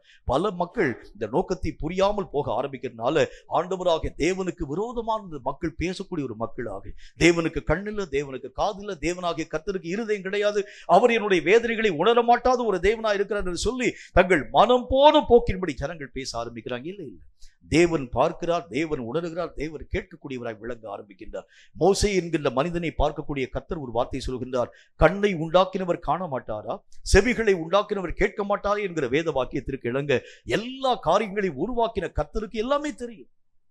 உங்களுடைய ஒவ்வொரு வேண்டுதல்கள் அவருக்கு தெரியும், அபேட்சைகள் உங்களுக்கு அவருக்கு தெரியும், உங்களுடைய விருப்பங்கள் என்ன என்கிறது கர்த்தராகிய தேவனுக்கு தெரியும். என்றாலும் கூட ஏன் இவைகளை அனுமதிக்கிறார் என்கிற ஞானம் என்னுடைய வாழ்க்கையிலே காணப்படுகிறது உண்டானால் ஒரு நாளும் கர்த்தராகிய தேவனை விட்டு விலகாத ஒரு மனிதனாக விளங்க ஆரம்பிச்சது. இரண்டாவது காரியம், கடிந்து கொள்ளக்கூடிய காரியங்களை பற்றி சோர்ந்து போகாமல் இருக்கக்கூடிய தன்மைகள் ஞானம் சார்ந்த ஒரு வாழ்க்கை. ஞானம் என்றால் எல்லா காரியத்தையும் அவருடைய உட்கருத்துக்கள் யாவற்றையும் அறிந்து கொள்ளக்கூடிய வழி என்று கர்த்தருடைய வேத புத்தகத்தின் வழியாக கற்றுக்கொள்ள ஆரம்பிக்கின்றோம். இரண்டாவது காரியமாக ஞானம் என்கிறது எதை பொறுத்து அமைக்கப்பட ஆரம்பிக்கிறது என்று பாருங்கள். நீதிமொழிகளின் புத்தகத்துல 14வது அதிகாரம் 8வது வசனம் இந்த வார்த்தையை நமக்கு சொல்கிறது. நீதிமொழிகள் 14வது அதிகாரம் 8வது வசனத்தை வாசிக்கிறேன். அது உங்களுக்கு என்ன சொல்லுது பாருங்க. தன் வழியை சிந்தித்துக் கொள்கிறது விவேகியின் ஞானமாகும், மூடர்களுடைய வஞ்சனையோ மூடத்தனம். கர்த்தருடைய வேத புத்தகத்தில் இரண்டாவது காரியம், ஞானம் என்றால் எதை ஆண்டவராகிய தேவன் சொல்லுகின்றார்? அவனுடைய வழிகள் எல்லாவற்றையும் சிந்தித்து சிந்தித்து சிந்தித்து ஆராய்ந்து பார்க்கிறார். கர்த்தராகிய தேவனுடைய வேதத்தில் நம்ம வாசிக்கிறோம், வேதனை உண்டாக்கும் வழிகள் என்னிடத்திலே உண்டோ என்று சொல்லி ஆராய்ஞ்சு பாருங்க. ஆண்டவராகிய தேவனுடைய மனதை புண்படுத்தக்கூடிய மார்க்கம் எங்கேயாச்சும் என்னுடைய வாழ்க்கையில இருக்குதான்னு பாருங்க. எல்லா நேரத்திலும் கர்த்தராகிய தேவனுடைய சமூகத்தை நோக்கி நான் ஜெபித்து எனக்கு இது வேணும் ஆண்டவர், இது வேணும் ஆண்டவர், இது வேணும் ஆண்டவர் சொல்லி கேட்கிறேனே, என்னைக்காச்சும் கர்த்தராகிய தேவனை பார்த்து ஆண்டவரே உம்முடைய விருப்பம் என்ன, என் மேல் என்ன காரியத்தை வைக்கக்கூடிய ஒரு தேவனாக என்னை அழைத்தீர் என்று சொல்லி எவனாச்சும் ஒருத்தை கேட்பானான்னு சொல்லி கர்த்தராகிய தேவன் ஆசையாய் உங்களையும் என்னையும் ஆவலாய் பார்க்க ஆரம்பிக்கிறார்.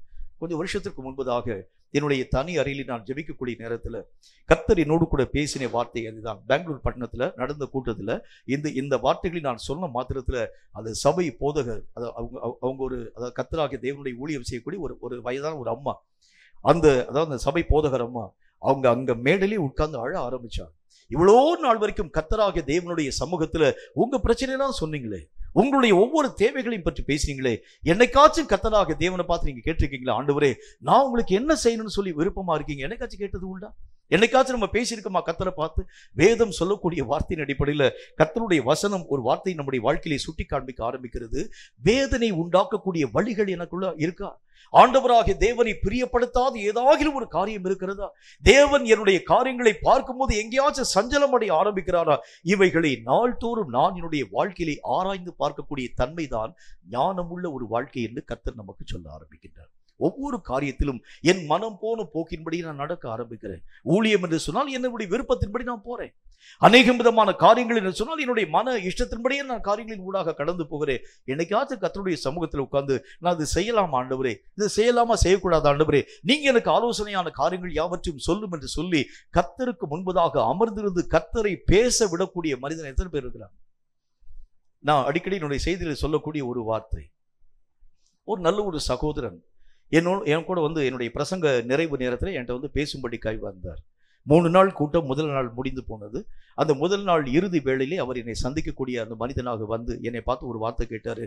நீங்க கர்த்தரோடு கூட பேசக்கூடிய மனிதன் என்பதை பற்றி நான் கேள்விப்பட்டிருக்கிறேன் ஐயா. நான் இவ்வளோ நாள் வரைக்கும் நான் கர்த்தருடைய நாமத்தினாலே என்னுடைய அபிஷேகம் பண்ணப்பட்ட நாள் துவங்கி இன்னைக்கு வரைக்கும் ஏறக்குறைய 30 வருஷ காலம் கர்த்தருடைய சமூகத்திலே காத்திருக்கக்கூடிய ஒரு மனிதனாய் விளங்கி இருக்கிறேன். ஆனா ஒரு முறை கூட கர்த்தராகிய தேவனுடைய வார்த்தையை கேட்க என்னால முடியவே இல்லை. கர்த்தருடைய குரலை கேட்கணும் ரொம்ப ஆசை. கர்த்தர் எனக்கு கைடன்ஸ் எல்லாம் கொடுக்கணும்னு சொல்லி எனக்கு ரொம்ப விருப்பம். நானும் பல நாட்களாக நான் காத்திருக்கிறேன். ஃபாஸ்டிங்லாம் இருந்தேன். சில ஜனங்கள் சொன்னாங்க உபவாசம் பண்ணாதான் கர்த்தருடைய குரலை கேட்க முடியும் சொன்னாங்க. நான் ஃபாஸ்டிங் இருந்தேன். சில ஜனங்கள் சொன்னாங்க வாட்டர் ஃபாஸ்டிங் இருந்து தண்ணி கூட குடிக்காம நீங்க ஃபாஸ்டிங் இருந்தா தான் கர்த்தருடைய குரலை கேட்க முடியும் என்று. அப்படி நான் இருந்து பார்த்தேன். அப்படி என்னுடைய வாழ்க்கையில் இது ஒரு காரியம் கேட்கப்படவே இல்லை. இன்னும் ஆண்டவராகிய தேவனுடைய நாமத்தினால 40 நாள் இரவெல்லாம் விழித்திருந்து ஜெபிக்க வேண்டும் என்று சொல்லி சில ஜனங்கள் சொன்னாங்க. ராத்திரி விழித்திருந்து 40 நாள் ஓயாமல் நான் ஜெபிக்க ஆரம்பித்தேன். அப்பயும் கர்த்தருடைய வார்த்தையை கேட்க முடியல. நான் 30 வருஷமாய் கர்த்தருடைய குரலை கேட்க போராடி கொண்டே இருக்கிறேன். நீங்க கர்த்தரோடு கூட பேசக்கூடிய ஒரு மனுஷன் தானே, ஏன் கர்த்தராகிய தேவனோடு கூட பேச மனமற்றவராய் விளங்குகிறார்? நீங்க தயவு செய்து கேட்டு சொல்ல வேண்டும். 3 நாள் கூட்டம், இன்னைக்கு முதல் நாள் தான், 2 நாள் இருக்கிறது. இந்த இறுதி நாளுக்குள்ளாக தயவு செய்து இதுக்குரிய வழிமுறைகளை எனக்கு கற்பித்து தர வேண்டும். சரின்னு சொல்லி நானும் கர்த்தருடைய சமூகத்திலே அந்த நாள் இரவு போய் காத்திருக்க ஆரம்பிச்சேன். ஏன் ஆண்டவரே உங்க பேரே வந்து ஜெபத்தை கேட்கிறவன்னு சொல்லலாம், அப்படித்தான பைபிள்ல போட்டிருக்கு. அவங்க வந்து இடைவிடாம ஜெபிக்க ஆரம்பிக்கிறாங்க, ஓயாம ஜெபிக்க ஆரம்பிக்கிறாங்க, ஃபாஸ்டிங் இருக்கிறாங்க, அப்புறம் வந்து அது வாட்டர் ஃபாஸ்டிங் இருக்கிறாங்க, அப்புறம் வந்து ஓய்வில்லாம அவர் ஜெபிக்கக்கூடிய ஒரு மனுஷனா விளங்குறாங்க. 40 நாள் இரவெல்லாம் விழித்திருந்து ஜெபிக்கக்கூடிய மனிதனாக ஆல்நெட் பேர் போட்டு 40 நாள் ஆல்நெட் பேர் போட்டு ஜெபிக்கக்கூடிய மனுஷனா விளங்குறாங்க. அவர் உங்கள்கிட்ட வந்து பேசிட்டே இருக்கிறாரு, ஒரு வார்த்தை கூட நீங்க அவர்கிட்ட வந்து பேசக்கூடாது, ஏன் பேச மாட்டேங்கிறீங்க? கர்த்தர் என்னை பார்த்து ஒரு வார்த்தை சொன்னார், அவ என்னை எங்க பேச விட்டாங்க? நாம் பேசுகிறதுக்காக வாயை திறக்கிறதுக்கு முன்பதாக என் ஆத்மாவை கர்த்தரை ஸ்தோத்திரம் போட்டு முடிச்சிடறேன். நான் பேசும்படிக்காக நிறைய முறை நான் பிரயாசப்பட ஆரம்பிச்சேன். ஒவ்வொரு முறையும் தன்னுடைய ஒவ்வொரு ஜெப அறிக்கைகள் எல்லாவற்றையும் எனக்கு முன்பதாக வந்து சொல்லுவார். கர்த்தருடைய நாமத்தினாலே அவன் சொல்லக்கூடிய ஒவ்வொரு காரியத்துக்கும் பதில்களை தரும்படிக்காக என் வாயை திறக்கக்கூடிய நேரத்தில் என் ஆத்மாவை கர்த்தரை ஸ்தோத்திரம் போட்டு எந்திரிச்சு போயிடுவான். எப்படி நான் பேச முடியும் சொல்லு? அவன் அமர்ந்திருக்க சொல்லி நான் பேசும்படிக்காக எனக்கு செவி கொடுக்க சொல்லி என்று கர்த்தரினோடு கூட பேசினார். இன்னைக்கு நிறைய பேருடைய வாழ்க்கை அப்படித்தான். கர்த்தராக தேவனை இயங்கவே விடுகிறது இல்லை. நானே இயங்க ஆரம்பிச்சேன், நானே எல்லா விதமான காரியம். சில பேர்கிட்ட நீங்க வந்து போய் ஆலோசனை கேட்கறது உண்டானால் அவங்களே பேசி அவங்களே தீர்வுகளை சொல்லி அவங்களே முடிச்சுட்டு போயிடுவாங்க எல்லா காரியத்தையும். கர்த்தருடைய வேதம் சொல்கிறது, முடிவையாகிலும் கர்த்தருடைய கையில் விட்டு கொடுங்க, அவர் முடிக்கட்டும். எந்த விதமான காரியமாய் காணப்பட ஆரம்பித்தாலும் அவரை கிரியை செய்ய அனுமதிச்சு பாருங்க. தேவன் கிரியைகளை செய்ய ஆரம்பித்தால்தான் இந்த உலகத்துல கர்த்தர் உங்களை உண்டாக்கினதற்கு நோக்கத்தை பற்றி நான் உங்க கூட பேசணும். கர்த்தர் உங்கள் வழியாக இந்த உலகத்தை மீண்டும் சீர்படுத்த வேண்டும் என்று கிரியை செய்ய விருப்பப்பட ஆரம்பிக்கின்றார். அதுக்கு நான் செய்ய வேண்டியது என்ன? ஒரே ஒரு வழிதான். நானாக இயங்கி இந்த உலகத்தை சீர்படுத்தக்கூடிய அளவிற்காக எல்லா ஜனங்களுக்கு மத்தியிலே போய் கர்த்தராகிய தேவனை நீங்கள் ஏற்றுக்கொள்ளுங்கள், நீங்கள் இந்த உலகம் எல்லாம் சீராக்கப்பட வேண்டியது அவசியம் என்று சொல்லி நீங்க கிரியை செய்யக்கூடாது. நீங்க கர்த்தருக்கு இடம் கொடுத்துட்டு பேசாம அமைதியா இருந்தா போதும். கர்த்தர் உங்கள் மூலமாய் கிரியைகளை நடப்பிக்க ஆரம்பிச்சுவார். கர்த்தர் கிரியைகளை செய்ய ஆரம்பித்தால் தான் சீர்கட்ட இந்த உலகம் மீண்டும் சீரான ஒரு நிலையிலும் ஊடாக கடந்து போக முடியும். நம்ம செய்ய வேண்டிய ஒரு காரியம் என்ன? தேவனுக்கு இடம் கொடுத்து அவரை கிரியை செய்ய நாம் அனுமதிக்க வேண்டியது அவசியம். ஞானம் என்றால் எதை ஆண்டவராகிய தேவன் சொல்லுகின்றார்? எந்த விஷயத்திலும் நீங்களும் நானும் ஆண்டவராகிய தேவனுக்கு பல யோசனைகளை நாம் சொல்லக்கூடிய ஒரு மக்களாய் விளங்கி விடுகின்றோம். நிறைய நேரத்தில் கர்த்தராகிய தேவன் நமக்கு முன்பதாக ஆலோசனை சொல்லும்படிக்காய் வரக்கூடியவர்.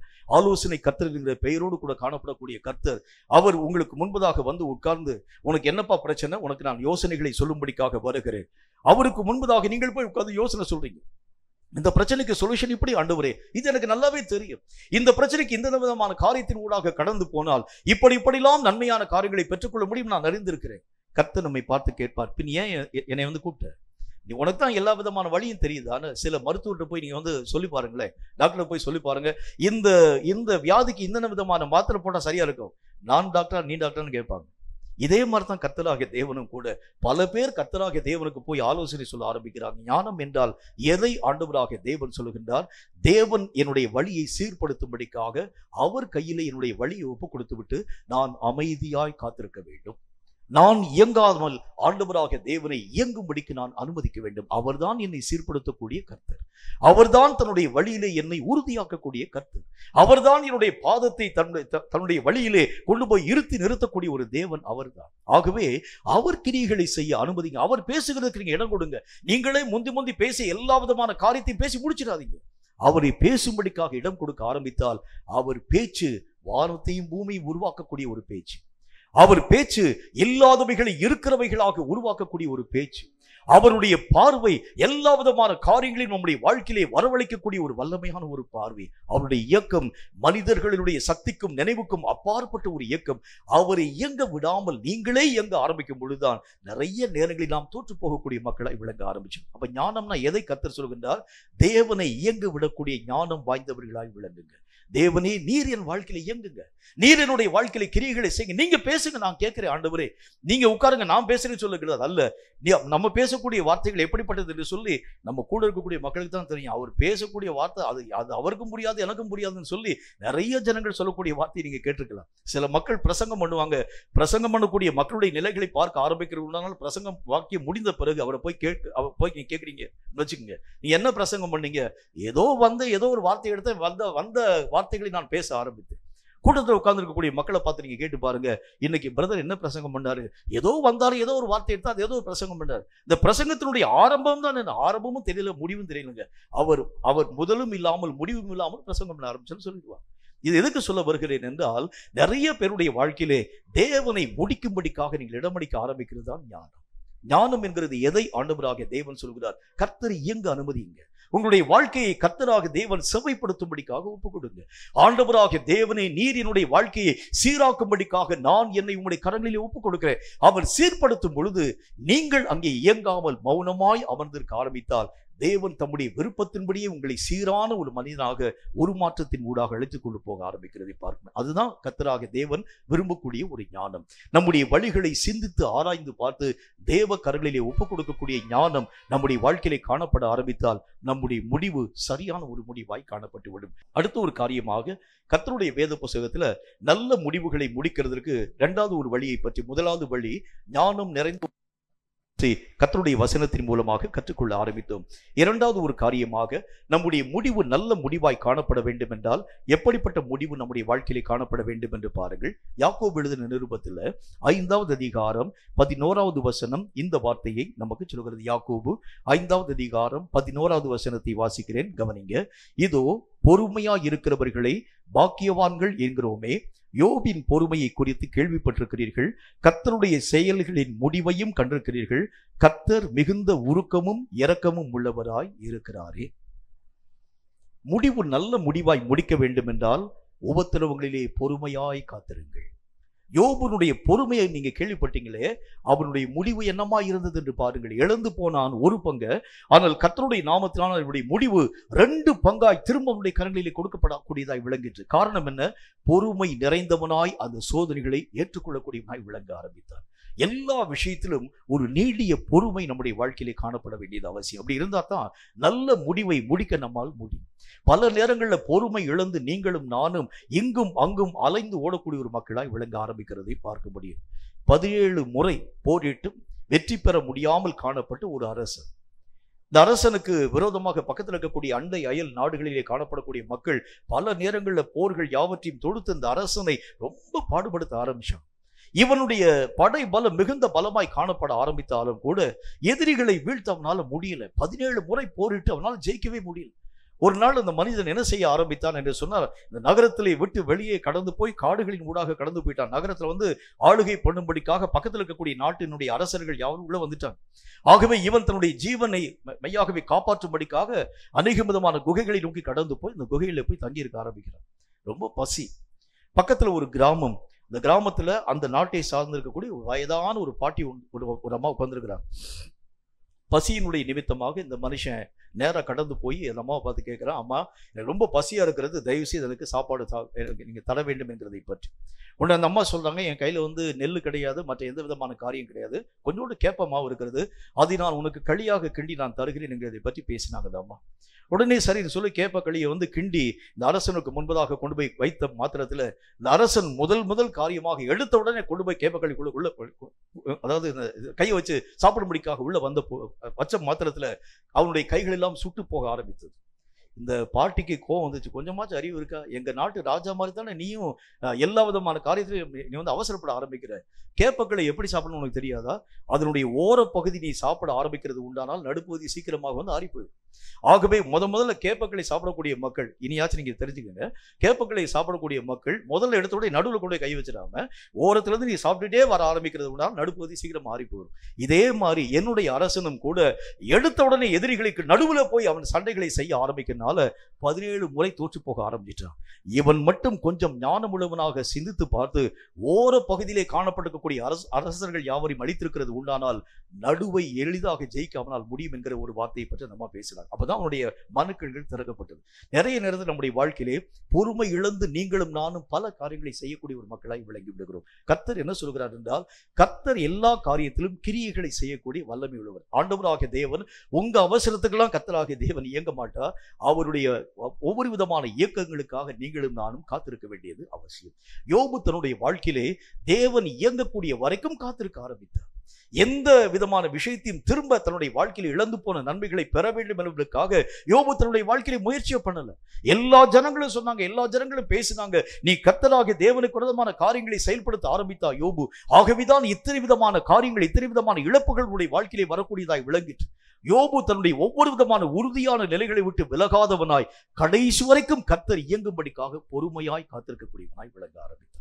நம்முடைய வாழ்க்கையில கூட தேவனுடைய இயக்கம் நம்முடைய வாழ்க்கையில வர ஆரம்பித்தால்தான் ஆண்டவராகிய தேவனுடைய நாமத்தினால் முழு நன்மைகளை, நல்ல முடிவை நாம் நம்முடைய வாழ்க்கையிலே பெற்றுக்கொள்ள முடியும்.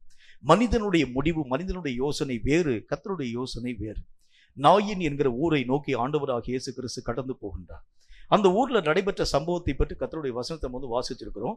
ஒரே குமாரனாய் காணப்பட்டிருக்கக்கூடிய ஒரு விதவியினுடைய மகன், அந்த மகன் வளர்ந்து பெரிய பையனாய் வளர்ந்து அந்த பையனின் மூலமாகத்தான் பெரிய பெரிய காரியங்கள் யாவற்றையும் பெற்றுக்கொள்ள வேண்டும் என்று ஆசையாய் வளர்க்கப்பட்ட மகன் திடீரென்று சொல்லி செத்து போயிட்டான். ஊரிலே காணப்பட்டிருக்கக்கூடிய எல்லா ஜனங்களும் அந்த அம்மாவுக்கு முன்பதாக கடந்து வந்து எல்லா மக்களும் அந்த அம்மாவோடு கூட உட்கார்ந்து அழுது, அவர்கள் மக்களெல்லாம் இயங்கி அவர்கள் செய்த காரியத்தை பார்க்கிறோம். என்ன காரியத்தை செய்யறாங்க?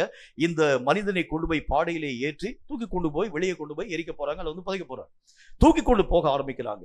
மனிதர்களுடைய இயக்கம் இப்படிதான். கொண்டு ஏதாச்சும் ஒரு சின்ன ஒரே ஒரு தலைவலின்னு சொல்லி வந்து அசையாம படுத்துறீங்கன்னு வச்சுங்களேன், கொண்டு புதைச்சிடுவான். ஆனால் கர்த்தராக தேவன் இயங்குகிறது உண்டானால் நீங்கள் செத்து போயிருந்தாலும் உயிரோடு கூட எழும்ப பண்ணி விடுவார். அதுதான் கர்த்தருடைய வேதம் சொல்லக்கூடிய வார்த்தை. மனுஷனுக்கு முன்பதாக கொஞ்சம் நீங்க அசைவில்லாமல் படுத்துடக்கூடாது. எங்க வீட்டில் வந்து அடிக்கடி எங்கள் அக்கா வந்து அடிக்கடி ஒரு வார்த்தை சொல்லுவாங்க, நான் எப்பவும் படுத்துக்கும் போது காலை ஆட்டிகிட்டே படுத்திருப்பேன் என்னதை பற்றி. ஏன்னா கொஞ்சம் அசையாமல் படுத்திருந்தா கூட அவனுடைய ஜீவன் போயிடுச்சு போலன்னு சொல்லி ஜனங்கள் எல்லா விதமான காரியத்தை செஞ்சிருவாங்க. கர்த்தருடைய வேதம் என்ன வார்த்தையை சொல்கிறது? தேவன் இயங்குகிறது உண்டானால் இழந்ததையெல்லாம் திரும்ப பெற்றுக்கொள்ள முடியும். மனிதர்கள் இயங்குகிறது உண்டானால் பெற்றதையும் இழந்து போய்விட ஆரம்பிச்சிருவோம். ஆகவேதான் கர்த்தர் சொல்கின்றார், பொறுமையாய் கர்த்தருடைய இயக்கத்திற்காய் காத்திருங்கள். கர்த்தரை இயங்கும்படிக்காக அனுமதிங்க.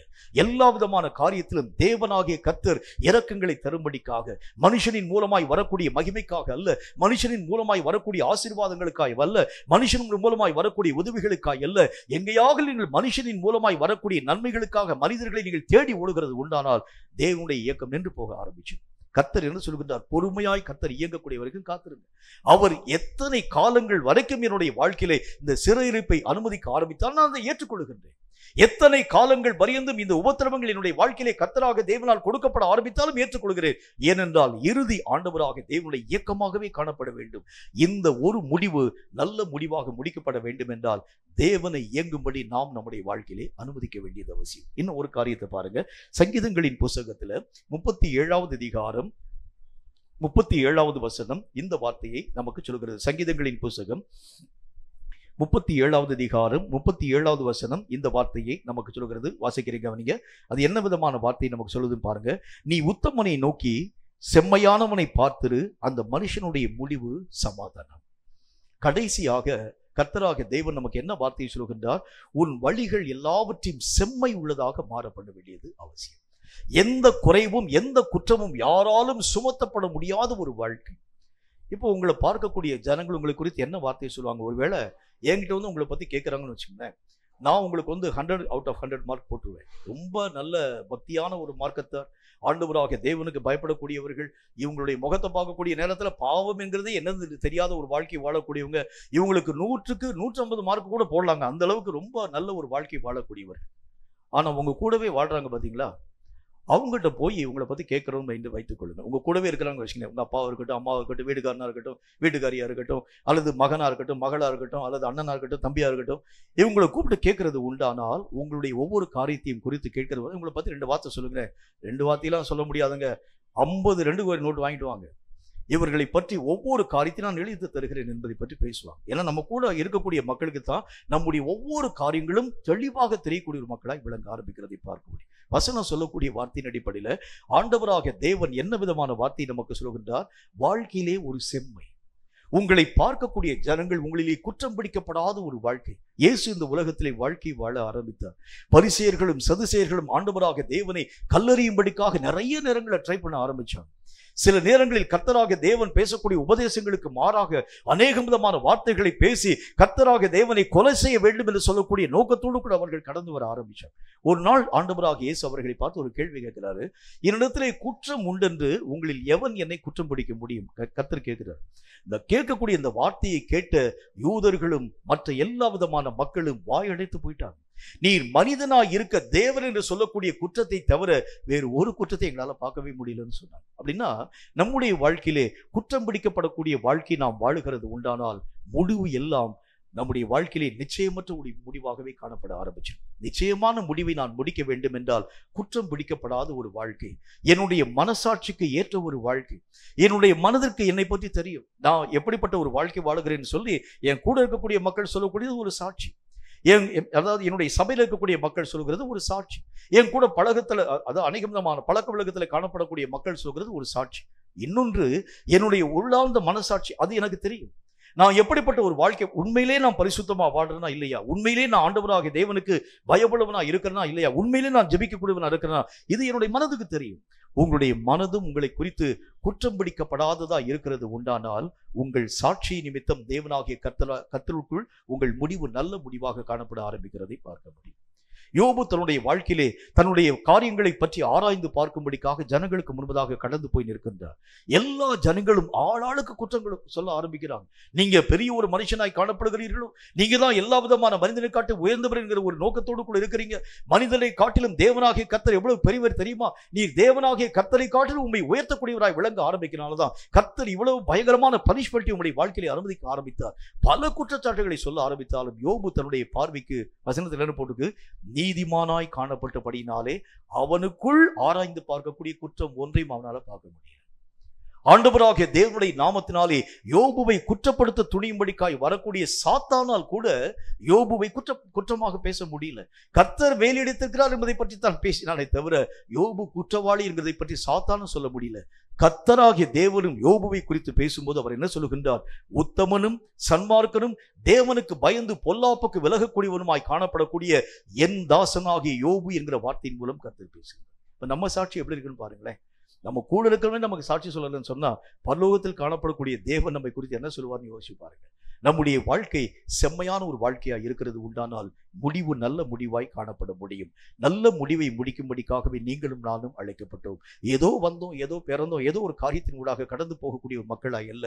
நல்ல முடிவை, மிகுந்த பலன்களை தரக்கூடிய முடிவை நாம் முடிக்க ஆரம்பித்தால் பரலோகம் உங்கள் நிமித்தம் பரவசம் அடைகிறதையும் பரலோகத்திலே உங்களை ஏற்றுக்கொள்வார் உண்டாகக்கூடிய அளவிற்காக அவைகள் திறந்த வாசலை வைத்திருக்கிறதையும் கண்கூடாக உங்கள் வாழ்க்கையிலே கண்டு தேவ நாமத்தை மகிமைப்படுத்த முடியும். ஒரு வாழ்க்கை தான். இந்த ஒரு வாழ்க்கை நம்ம எப்படி வாழ்க்கை வாழ ஆரம்பிக்கிறோம் என்று பாருங்கள். இந்த வாழ்க்கையிலே எத்தனையோ ஏற்ற தாழ்வுகள் காணப்பட ஆரம்பித்தாலும் தேவனுக்கு பிரியமற்ற மக்களாய் நாம் இயங்க ஆரம்பிக்கிறது உண்டானால் நல்ல முடிவு நம்முடைய முடிவாக ஒரு நாளும் காணப்படுகிறது இல்லை.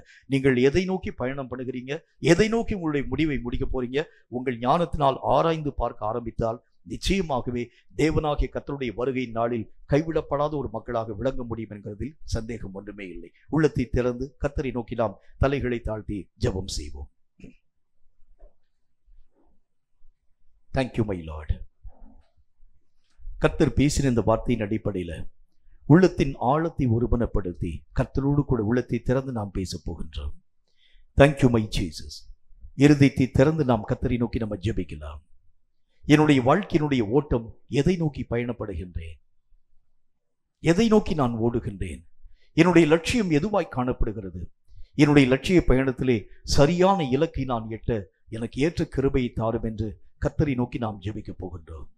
நம்முடைய லட்சியம் எதுவாய் இருக்கிறது, உலகமும் உலகம் சார்ந்த காரியமாய் இருக்கிறது உண்டானால் நம்முடைய முடிவு பயங்கரமான முடிவாய் காணப்பட்டு விடும் என்று கர்த்தருடைய வசனத்தில் வாசிச்சுமே. இன்றைக்கும் நம்முடைய முடிவை நோக்கி நாம் சிந்திக்க போகின்றோம். நம்முடைய முடிவு எப்படிப்பட்ட முடிவாய் காணப்பட போகிறது என்பதை பற்றி ஆராய்ந்து பார்க்க போகின்றோம். மீண்டும் ஒரு தருணம் நம்முடைய வாழ்க்கையிலே கொடுக்கப்படாது. மீண்டும் ஒரு வாழ்க்கை நம்முடைய வாழ்க்கையிலே வருகிறது இல்லை. இந்த ஒரு வாழ்க்கையை நாம் வாழ்ந்து முடிக்கப் போகின்றோம். எப்படி முடிக்கப் போகிறோம் என்கிறதை பற்றியதான நிச்சயத்தோடு கூட நாம் ஓடினால் நிச்சயமாகவே நல்ல முடிவை பெற்றுக்கொள்ள முடியும். நம்முடைய நம்பிக்கை நம்மை வீண் போக செய்யாது.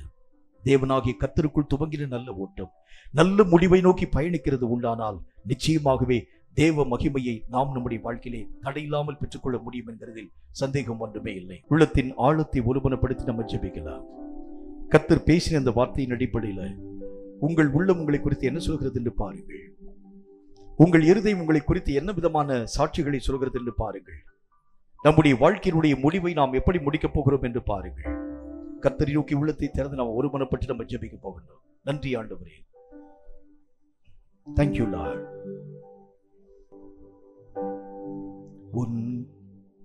Thank you my Father. பணம் போனால் வந்திடலாம் காலம் வந்திடுமா, பொருள் போனால் வந்திடலாம் வாலிபம் வந்திடுமா, உணர்வாய் உன் தருணம் இதுவென்று உணர்ந்திடுவாய் மகனே, உன் தருணம் இதுவென்று உணர்ந்திடுவாய் மகளே. ஒரு தருணம் இது போல மறுமுறை வந்திடுமோ, ஒரு தருணம் இது போல மறுமுறை வந்திடுமோ, அறியாய் உன் தருணம் இதுவென்று உணர்ந்திடுவாய் மகனே, உன் தருணம் இதுவென்று உணர்ந்திடுவாய் மகளே. காலங்களும் தருணங்களும் உனக்காய் நிற்பதில்லை,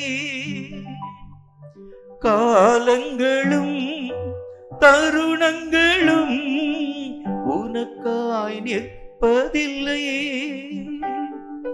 செலவழித்த ஒரு நிமிடம் மறுபடி வருவதில்லை, செலவழித்த ஒரு நிமிடம் மறுபடி வருவதில்லை, அதனால் உன் தருணம் இதுவென்று உணர்ந்திடுவாய் மகனே, உன் தருணம் இதுவென்று உணர்ந்திடுவாய் மகளே. காலங்களும் தருணங்களும் நமக்காக நிற்கிறது இல்லை.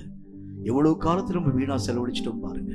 இனி எஞ்சிய காலத்தில் ஆகிலும் நல்ல முடிவை முடிக்க, நல்ல ஓட்டத்தை இன்று முதல் நான் துவங்க என்னை தகுதிப்படுத்தும் ஆண்டவரே. கர்த்தரை நோக்கி நம்ம ஜெபிக்க போகிறோம்.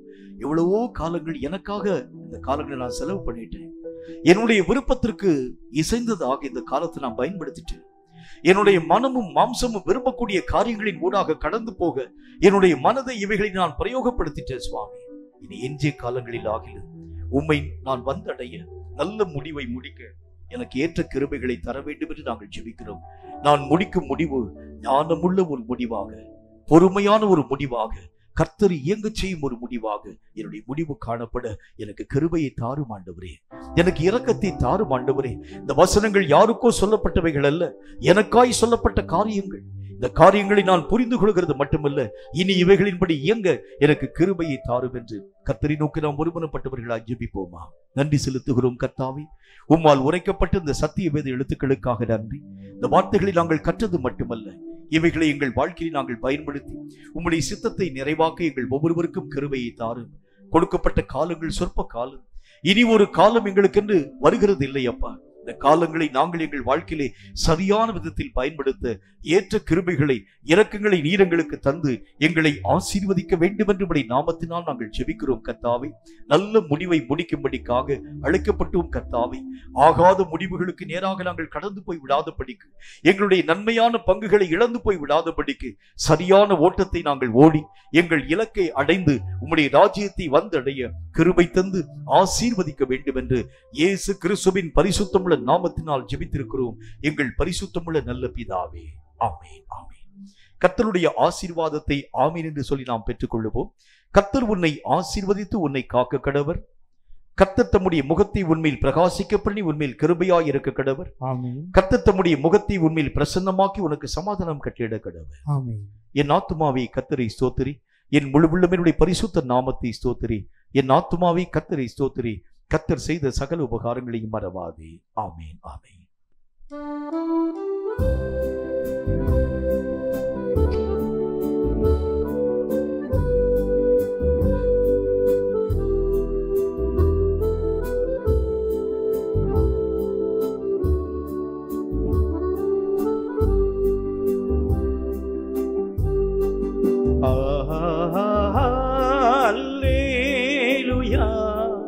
அல்லேலூயா,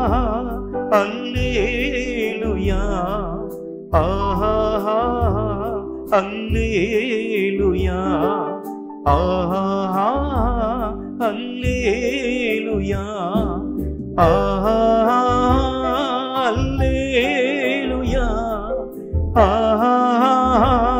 அல்லேலூயா, அல்லேலூயா,